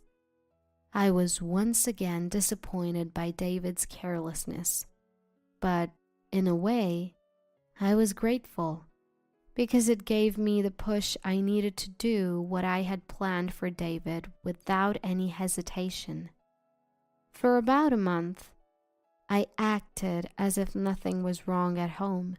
I cleaned up the mess David made and followed his every command, even when he complained. Then, the day of reckoning came. I executed the plan I had prepared and waited for David to come home. I didn't prepare dinner or even the bathroom. When David came home, he was angry that I hadn't greeted him at the door or prepared dinner. I simply apologized. "I'm sorry, I was so busy today and couldn't get to it." Feeling empowered by my submissive attitude, David lashed out even more than usual, and then he said those words. "You're just a parasite, you know. You can't earn money and can't even manage the house properly. I wonder what would happen to a woman like you if we divorced. Maybe I should just file for divorce, huh?" I had been waiting for him to say that. The word divorce that David flaunted like a badge of honor. With a smile, I replied, "You don't need to file. I've already prepared the divorce papers." David looked confused, so I showed him the actual divorce papers, already signed by me. "All you need to do is sign." David started to panic. Of course, he never expected me to agree to a divorce. "What? No. You'd be the one in trouble if we divorced, right?" "Don't worry. I'll be just fine. Haven't you noticed? Look around the house. Don't you see?" David looked around frantically. "Where's the TV? The fridge is gone too. What's going on?" "Oh, did you forget? I brought the TV and the fridge when we moved in. So, it's only natural that I take them with me when we divorce. I had everything I bought removed by professionals." "Wait, you can't divorce me. How will you survive without my income?" "See," I sighed. "Don't you get it? The person handling expense claims at your company, that's me. We never met face to face, only communicated through chat or email. So you never realized." Yes, I was working remotely for my former workplace, which is David's company. The old acquaintance I mentioned was a colleague from that company. I had been hired part-time on the condition of remote work. I used my maiden name as my family name and kept my first name. At first, I thought David might find out. But that was needless worry. For me, David had long forgotten my maiden name. I'll tell you one last thing. Your expense claims were clearly off compared to others. So I looked into it. I've already reported the results to our boss. The employee misconduct I discovered while at the hotel was none other than David. While handling David's expense reports, I found several suspicious claims. Claims for travel expenses, for supposed business trips and hotel stays.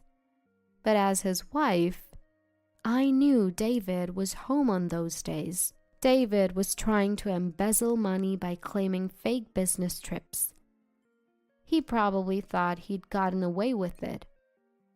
But as his wife, it was clear to me he hadn't actually gone on those trips. So I cross-referenced his past claims with his actions on those days and investigated all his fraudulent claims. At first, I wondered if I could somehow brush it under the rug, but after a week in the hotel and hearing David's words over the phone and seeing the state of our home, I made up my mind. I'd be the one to end things with this man. I've already reported it to our boss, and I've asked for appropriate action to be taken. Tomorrow, when David goes to work, he'll be called into the boss's office and questioned severely. He was misusing company money after all. It's only right. Thank you for everything. I'll be happy on my own. Goodbye. My belongings have already been shipped to my new place. All that's left is for me to leave this house. Leaving a stunned David behind, I walked out of the house with a spring in my step. Later on, David was dismissed from the company. Being dismissed makes it hard to find another job, and it seems David is still unemployed and attending a job support center. Of course, the house is reportedly a mess. David was reluctant to sign the divorce papers and kept asking me to come back, but I had no intention of doing so. I left all the procedures to my lawyer and finalized the divorce. As for me, I switched from remote work to full-time and fully returned to work. I'll be single for a while, but I plan to look for a new relationship soon. Of course, my criteria for a partner is someone who's willing to share both household chores and child rearing. What are you talking about? My sister's strictness is a form of love, you know. Really? Fine, then please leave. My name is Eleanor. I have a daughter named Layla, who just started elementary school. I quit my job when she was born, and now I'm a stay-at-home mom. Watching Layla grow every day brings me so much joy. But there's something that's been bothering me. It's my husband, Judas's sister. Monique is 10 years older than us and is a very responsible person. You could even say she has a strict, stoic personality, but she's also a bit too harsh and sarcastic. For example, she doesn't let even small mistakes slide. Monique, can I ask you to buy some groceries? Not flour, but panko, please. Mom, what are you saying? Are you sure it's not flour? Are you sure it's panko? It would be a hassle if you change your mind later. Confirm it now. When we visit my in-laws, this is how she talked to her own mother. And she treats everyone else the same. Eleanor, would you like a snack? We have chocolate and strawberries. Which one do you prefer? I like both, so please choose whichever you'd like, Monique. Why can't you answer my question? Don't you understand what I'm asking? I'm sorry, in that case, I'll have chocolate, please. Good. Next time, answer clearly. I don't like people who are vague. But the truth is, she's not strict with everyone. Monique is particularly hard on women. In contrast, she's always lenient with her brother Judas. Boys will always be mama's boys. It can't be helped. Because of Monique's attitude, I've felt disliked by her since I married Judas. No matter what I do, she finds some petty reason to criticize me. If I don't talk, she says I'm unfriendly and rude. If I talk too much, she says I'm annoying. So I've been avoiding her. But that's becoming increasingly difficult. Because now, Monique's strictness is targeting my daughter Layla. Monique is extremely hard on Layla, who just started first grade. For example, kids her age often have trouble pronouncing words clearly. Sometimes this sounds like sis, or baby sounds like pebi. But Monique gets angry even about that. Speak clearly. Are you trying to act cute? That won't work on me. She also complains if Layla accidentally drops some food during meals, even if it's something small and slippery like a cherry tomato.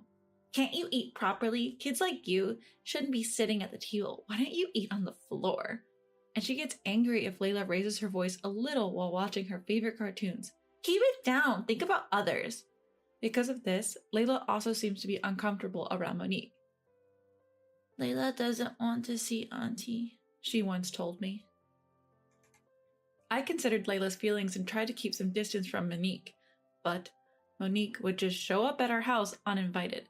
Worse, Judas, her own brother, wouldn't stop her. My sister means well. She's strict now, but she really cares about Layla. You know how you end up appreciating strict teachers when you grow up? It's the same thing. But Monique is way too strict. It's not age appropriate for Layla. I feel sorry for her. That's not true. If anything, you're too lenient with Layla. Maybe you should be stricter. Why would you say that? Layla is well behaved and a good kid.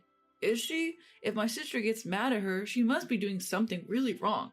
After all, my sister is an experienced elementary school teacher. Yes, Monique has a long career as an elementary school teacher. That's probably why Judas doesn't question her. But I think that's precisely the problem. Monique works at the same elementary school Layla attends. Fortunately, the school doesn't assign family members as homeroom teachers. So for now, Monique is not Layla's homeroom teacher. Apparently, she's in charge of a 5th grade class.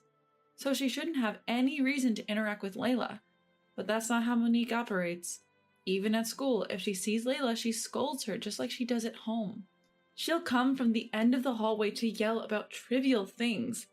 Yesterday, I was talking with a friend in the hallway. Then Auntie came over and said, "Don't stand side by side in the hallway. It's annoying. Think about others." But we weren't running or anything.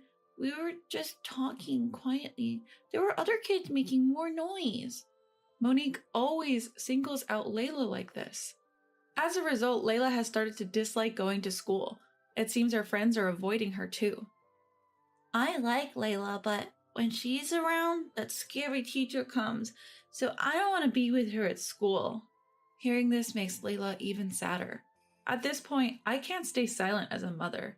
Even if I don't have a teaching license, I'm Layla's biggest supporter.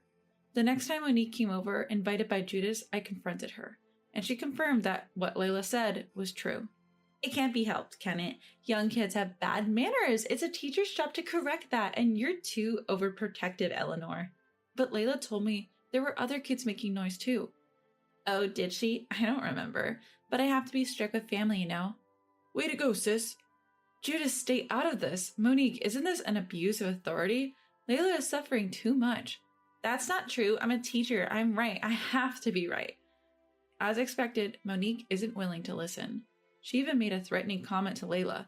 Hey, Layla, did you tattle to mommy? Tattletales are the worst. You'll lose friends, you know. That was the last straw for me. Please leave right now. Your very presence is harmful to Layla. How dare you say something so unnecessary? Calm down, Eleanor. Why are you so indifferent, Judas? Come on. Stop laughing and think seriously. Don't you want to protect Layla? It's not like that, but my sister has a point. Fine, then I don't need a father like that. Let's get a divorce. At my words, Judas laughed as if mocking me. Then he provocatively said, Really? Interesting. You're a stay-at-home mom. Do you know you can't live without money? You can't live on the money in Layla's toy cash register. You can't even buy meat or vegetables. Who do you think you are, mocking me? I'm your husband. If you really want a divorce, bring the papers.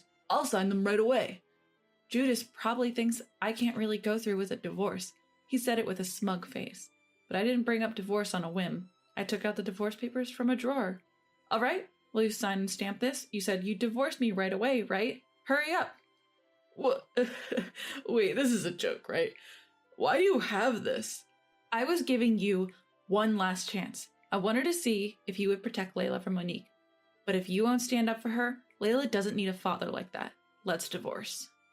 What? Wait, I don't want a divorce. Kids need a father. Calm down, Eleanor. How will you manage financially? You're a stay-at-home mom. Monique, please be quiet. I can't. Layla is my niece and I'm a valuable student at our school. Are you planning to make her suffer? Women should obey men. Men are the breadwinners, the heads of households. Shouldn't you respect that? Monique pushing her outdated values and Judas listening contently. I couldn't stand talking to them anymore, so I said this. If you're going to say that, let me clarify. Breadwinner? Head of the household? Those are terms you can use when you're financially supporting the family, right? But this house is in my name. The land too, and most of our savings come from my earnings. This is true. I may be a stay-at-home mom now, but I was a surgeon before giving birth. I worked at a fairly large hospital and earned a lot, even doing surgeries and night shifts. I bought this house in cash from my salary at the time. On the other hand, Judas, who was always spoiled by Monique, has careless personality and only occasionally takes on odd jobs as an adult. Normally, he just lounges around the house, playing video games all day. He doesn't even contribute to the bills, so we've been living off my savings. I kept telling myself, once he goes back to work, we'll start saving again. I used to be attracted to Judas's carefree lifestyle when we were younger, but lately, I've been regretting ever getting married to him. Still, our daughter Layla is attached to Judas. So I thought about avoiding divorce, but you'd choose Monique over Layla and me, wouldn't you? Judas, if that's the case, Layla is more important to me than you are. I don't need you. Get out. No, wait, Eleanor, let's talk this through calmly. Talk? What's there to talk about with you? Who can't think of himself and just does whatever Monique says? You said you'd sign the papers, didn't you? Don't lie to me. Well... Monique, as a teacher, you'd agree that lying is wrong, even for adults and men, right? Yeah, but... Sis! Both Judas and Monique were hesitant about the divorce, but they must have realized there's no going back. After a few hours of resistance, they finally signed and stamped the divorce papers. From now on, let's communicate through lawyers. Layla and I will move to a short-stay apartment for now. I'll give you the lawyer's contact later. I took the divorce papers, grabbed the essentials, and left the house with Layla. I thought Layla would resist more, but she seemed happier to be away from Monique than sad about leaving Judas. She followed me with a big smile on her face. After that, we moved out of the short-stay apartment in a few months and relocated near my parents' home. I didn't get any alimony from Judas, but he did agree to give up any claim to our assets. I still get messages from him, but I ignore them all. If it weren't for Layla's visits, I could completely cut him off. Moving near my parents has helped me create a better environment for raising Layla. Luckily, I was able to return to work at a nearby major hospital. My parents help with the night shifts. I'm truly grateful. The only regret is that I had to transfer Layla to a new school. She had just started to adjust to her old school. But, to my surprise, Layla quickly adapted to her new school. I miss my old friends, but I'm happy that Auntie isn't at this school. I've made new friends and it's really fun. She says this every day, looking happy as she goes to school. She's already made quite a few new friends, so I don't think I need to worry much. The most important thing is that Layla is happy. As for Monique, I've reported her to the school. I've told them about how she treated Layla at home and what Layla has told me about school. And I found out something surprising. Monique was already a problematic teacher, often accused of favoritism. Even in her homeroom class, there were weekly complaints about her. My daughter told me you're only nice to the boys in the class. Why do you send her to the hallway when she forgets her homework? For the boys, you just say, that's not good, right? Is it true that you only share extra lunch chilies with the boys? I heard you justify it by saying boys are bigger, but aren't girls in upper elementary school often larger? This is clear favoritism. She was a teacher who had been criticized like this from the start. Not just from the parents of the girls, but apparently she had a bad reputation among the parents of the boys as well. We don't want our kids to be overly pampered. Can't you handle this more responsibly as a teacher? My child says it's uncomfortable to see you being strict only with the girls. It's bad for their education, so please change the homeroom teacher.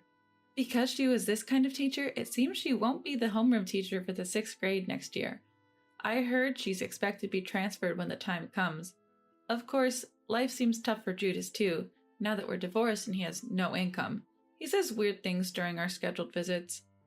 I can't ask for reconciliation now, but can you financially help me? How about $3,000 a month? Naturally, there's no way I'd agree to that. I plan to reduce the visitation schedule in the future unless Layla wants to see him. Of course, I'll prioritize Layla's feelings, but personally, I'd rather not see Judas if I can avoid it. More than that, I want to cherish my time with Layla. Since I've gone back to work, the time we can spend together has decreased. But I can push through for Layla's sake. I want to be like Mom someday. I want to become a great doctor and help lots of people. So Mom, let's work together someday. Right now, my happiness is being with Layla, who says such heartwarming things. From now on, I'll do whatever it takes to protect these happy days. All right, everyone's presentations are done. Nick, the manager, said as he tried to move the discussion forward. Excuse me, I haven't. I recently found out something. Nick interrupted me and began to speak. There's apparently someone in this department who didn't graduate high school and is just a part-timer. Meetings should be for employees only. Absolutely right. His lackey, Mike, of course, agreed with Nick. I'm leaving. After leaving the meeting room, I started to shut down my computer. I noticed that an email had arrived, not in my personal inbox, but in the company's shared email. Thinking, there's no point in speaking up, no one will listen, I went home quietly.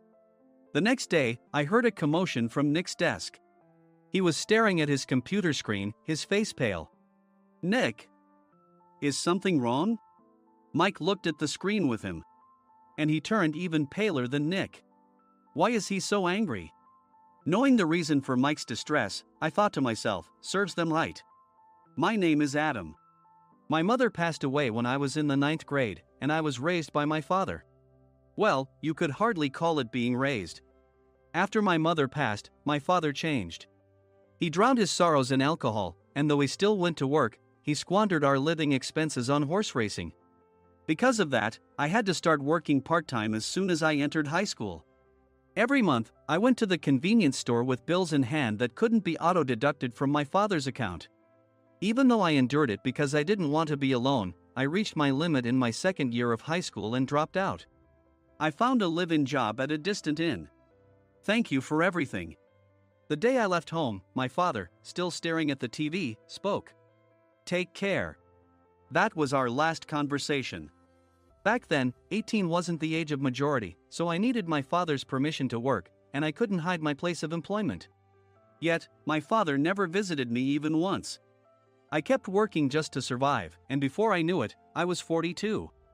Years of hard work paid off, and I was transferred to the headquarters. I was thrilled to be recognized by the company, as I thought I'd be working in the field until retirement due to my lack of formal education. Listen up. Our work can change the future of our employees. Don't drag us down. On my first day after the transfer, Nick, dressed in an expensive suit, spoke sternly. There was a reason for this. Our inn was located in a prominent tourist destination, known so well that everyone in the state could sing its commercial jingle.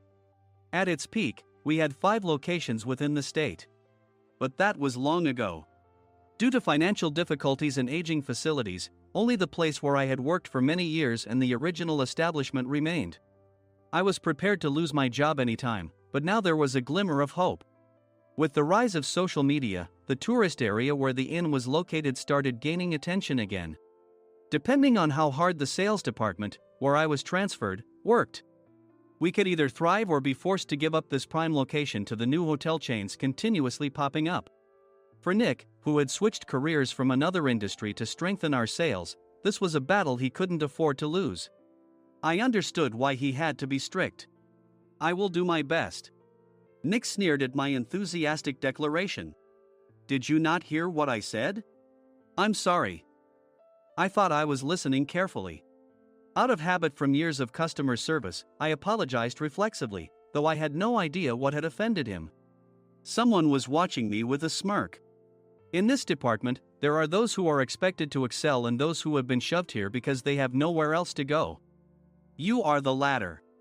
It was Mike, the section chief. He's 7 years younger, at 35. But he was called to headquarters much earlier than I was and had been moving around within the headquarters ever since. I'm not jealous, but I can't accept that he's my boss.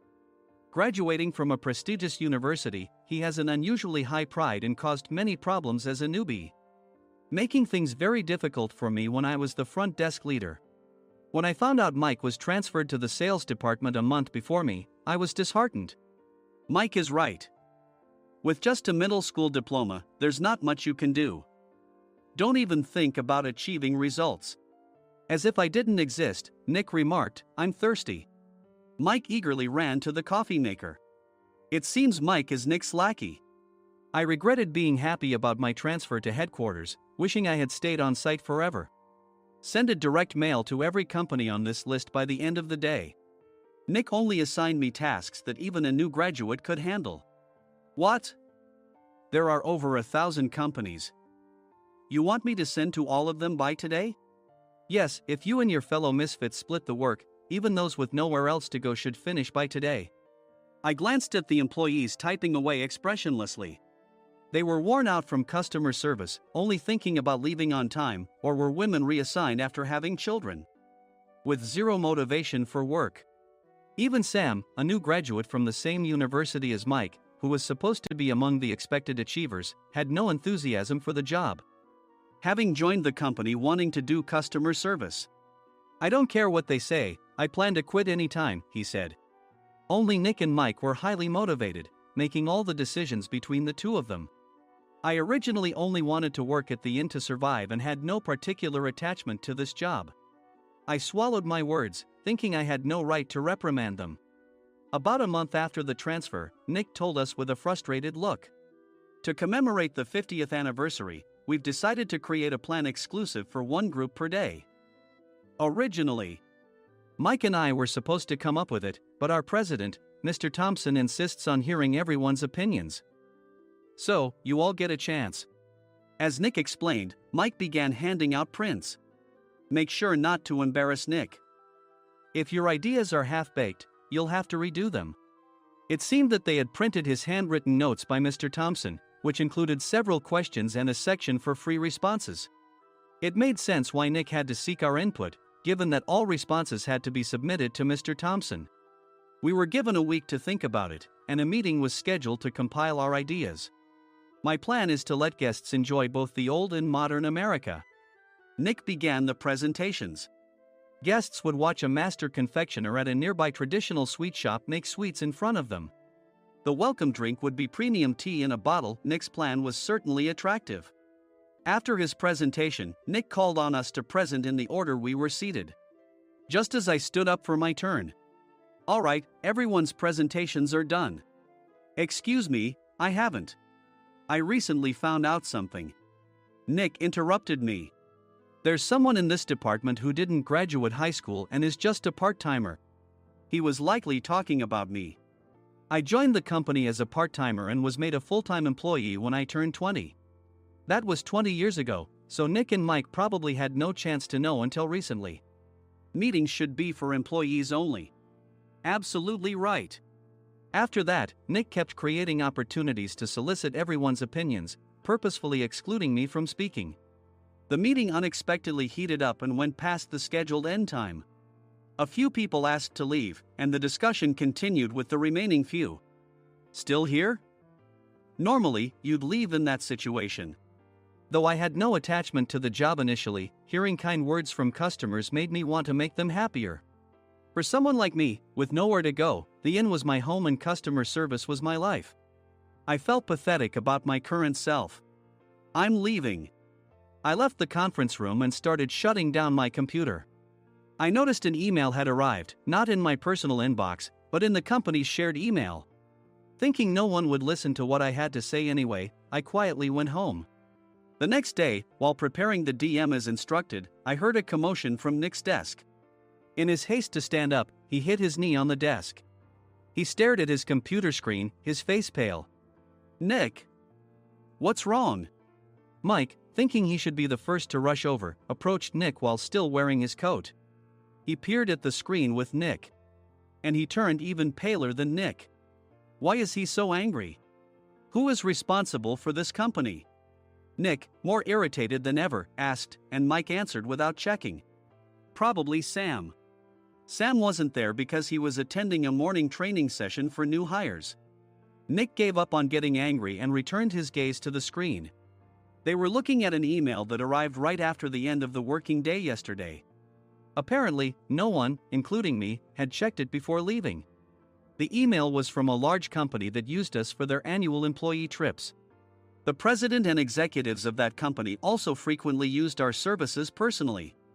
President of the company, Mr. Mason himself, had declared that neither he nor his company would ever use our services again. Well, some companies cancel their employee trips or stop using our services due to financial struggles. Let's just move on. Mike kept wiping the sweat from his forehead with a handkerchief. Knowing why Mike was so agitated, I quietly watched their interaction. Do you know how much revenue we get from that company? We can find other guests to fill the rooms, but we'll lose the banquet costs, gift shop revenue, rental car fees, and more. Moreover, the gifts were supposed to be prepared by the traditional confectionery shop involved in Nick's proposed plan.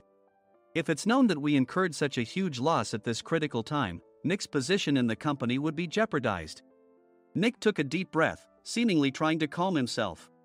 All right, Mike. Go to New York right now and apologize to Mr. Mason. What? You're coming with me, right? I have urgent work to do. I trust you, which is why I'm entrusting this to you. Please. Mike, believing Nick's sincerity, agreed with a determined look on his face, saying, yes. That's Nick for you. Even if Mike went to apologize, Nick would shift all the blame onto him if the client didn't change their mind. Well, it was Mike's fault to begin with, so it served him right. About 3 hours later, Sam answered a call from somewhere and repeatedly apologized, saying, I'm very sorry. Everyone watched to see what was happening. After ending the call, he informed Nick with a weary tone. When Mike arrived at the client's company, he only made things worse, further infuriating Mr. Mason. He was demanding, get his boss here immediately. It was no wonder Sam was exhausted, dealing with such a call right after returning from training. What is that idiot doing? All right, Adam, you're coming with me. If sacrificing Mike didn't work, then I must be next. Normally, I'd want to refuse at all costs, but I saw an opportunity in this situation. If I can be of assistance, I'd be happy to join you. I obediently followed Nick, and we flew to New York. When we introduced ourselves at the reception, it became clear how serious the situation was, as the receptionist personally escorted us to the president's office. Angry voices leaked through the door, making both Nick and me uneasy. Excuse me. I'm Nick, the supervisor. I understand my subordinate has caused you trouble, and I deeply apologize. Nick, with his experience in the corporate world, knew enough to offer an apology before excuses. However, his customer service skills left much to be desired.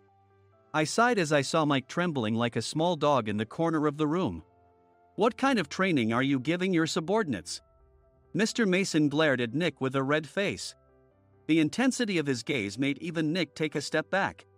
Regrettably, I joined this company only 2 years ago and was unaware of Mike's issues. I should have identified his shortcomings sooner. Indeed. I should have realized sooner. No sensible person would come to apologize and then give a lengthy presentation on the drawbacks of not using their in. Nick froze, his mouth slightly open. Suspecting the worst, I picked up the documents that had fallen to the floor. It seemed Mike hastily prepared these documents on the plane, listing the disadvantages.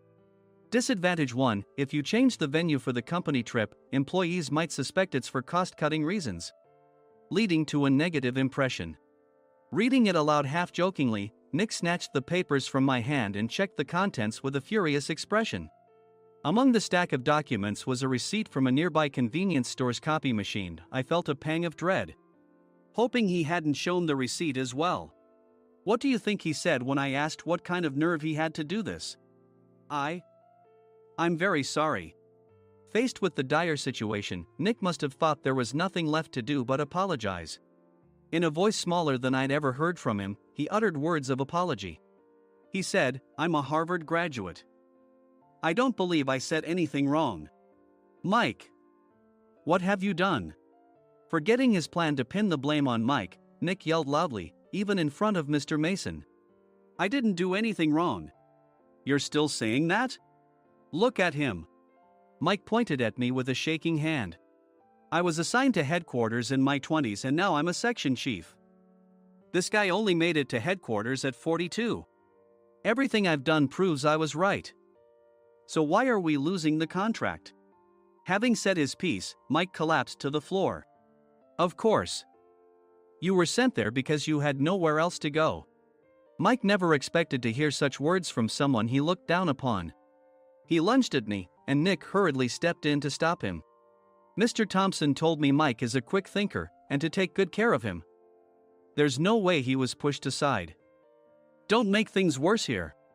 He didn't say quick thinker, he said only quick-witted, didn't he? I don't remember that part. I recalled the many troubles Mike caused when he was a newbie. When Mike was on the front line, his pride was so high that he never apologized to customers. Customer service, especially in our job, doesn't work alone. It brings both good and bad situations. If the front staff or housekeepers made mistakes, or the cleaning company didn't properly clean a room, one had to apologize to the customers regardless of personal fault. Mike, in such situations, would never apologize, insisting he wasn't at fault. This often angered customers, and as the front desk leader, I frequently had to apologize on his behalf. He caused complaints and disrupted operations, which is why he was quickly moved to headquarters. In departments where he didn't interact directly with customers, his quick thinking was beneficial and things went well. But it seemed his flaws were starting to show. Corporate reservations are supposed to be entered into the system by the sales representative. But a quick check yesterday revealed that more than 10 items were missing from the client's reservation. The handover document clearly stated what needed to be prepared. Why didn't you enter it into the system? Why do we have to give them special treatment? Filling rooms near the banquet hall, setting up all the food in advance. Specifying the brand of wine, they're too demanding. No wonder he always angered customers, I thought, feeling a headache coming on. Grouping them in rooms near the banquet hall is for our benefit too. It makes it easier for the staff to set up beds and serve breakfast since everyone's schedule is synchronized. As for the other requests, Mr. Mason suggested them to lighten our load. I didn't know that. Nick finally seemed to realize that Mike was the one who had angered the client. What did you say to them? I just told them we wouldn't give them special treatment anymore. We shouldn't waste effort on things that don't bring in money. I was utterly exasperated at his lack of understanding of customer service. Of course, we shouldn't comply with unreasonable demands. But carrying over successful practices from past stays makes customers feel remembered and enhances their experience. Good memories encourage repeat visits. That's part of our job. I looked down at Mike, who was sitting on the floor. In our job, nothing is a waste. Mr. Thompson likely moved you to the sales department, hoping you'd finally understand this. How do you think he feels now that you've failed to meet his expectations? Mike, tears in his eyes, fled the president's office. I was amazed he still hadn't apologized. You have it tough, Adam. It's okay, we're all employees of the same company. I deeply apologize for this disrespectful incident. Especially after all the care you've shown us. If it weren't for you, Adam, I really would have stopped staying here. When I heard you were moving to the sales department, I was willing to reconsider if you handled it. Seeing us talk so amicably, Nick's face contorted. Do you two know each other? Adam's service is excellent. I always requested him specifically. Normally, we don't accept specific staff requests, but we made an exception for Mr. Mason, adjusting my shifts accordingly. He had personally stayed at our hotel just before my transfer, and during casual conversation, I mentioned, I'm moving to the sales department soon. If I hadn't told him then, things could have been much worse. Please continue to take care of us. I look forward to it. On the return flight, Nick awkwardly offered me a can of beer. It's still working hours. Of course, I had no intention of forgiving him for a single beer. Nick might try to pin everything on Mike and avoid any consequences. While pondering this, a startling fact came to light. Nick, the tea bottles for the plan have arrived. I handed Nick a bottle labeled with our inn's name. They look good. What are you talking about? These are plastic bottles. I had assumed we would use the trendy, high-end bottling tea. But what arrived were ordinary plastic bottles of tea with customized labels. The only unique aspect was the label, which had the inn's name, making it look customized. Upon further investigation, I discovered that a substantial amount of money was set to be paid to the tea company. It was priced like bottling tea. Does this plastic bottle really cost $100 each? The tea inside is specially blended for us. The extra cost is for that. Wouldn't it be better to use another tea company? Or is there a specific reason we must use this one? As Nick continued to make excuses, I showed him a printed email. I informed the tea company's president, Mr. Mitchell, that we discovered irregular payments and he confessed. He said you two were high school classmates and planned to split the extra money. That idiot. Why did he confess? That's not important. You should worry about yourself, this could turn into a police matter. Opening the bottle cap, I suggested. How about calming down with this tea? It supposedly has a relaxing effect. Nick drank the tea frantically. In the following days, decisions were made about their fates. Mike was reassigned to the General Affairs Department, with no chance of transfer or promotion, as per Mr. Thompson's orders. As for Nick, since the payment to the tea company hadn't yet been made, he narrowly avoided legal trouble. Instead, he was encouraged to leave the company, and to avoid further complications, Nick submitted his resignation. Rumor has it that connections between HR departments have made it difficult for him to find new employment. Even though it was good to have those two gone, something unexpected happened in the sales department. Everyone became motivated and united in refining the 50th anniversary plan. In the end, my plan was adopted.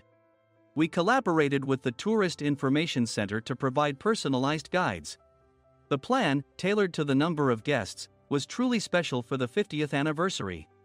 Hey, is Adam's family coming to stay? I immediately booked that special plan for my family. Sam noticed it on the reservation list and quickly picked up on it. Yes, I'm inviting my father. That's great. I might invite my parents too. I lacked the courage to face my father just as Adam. But here, with the confidence Mr. Mason praised, I felt ready. The 50th anniversary plan was a perfect opportunity to reconnect with my father. I hoped to bring back the days when we could laugh together as we once did.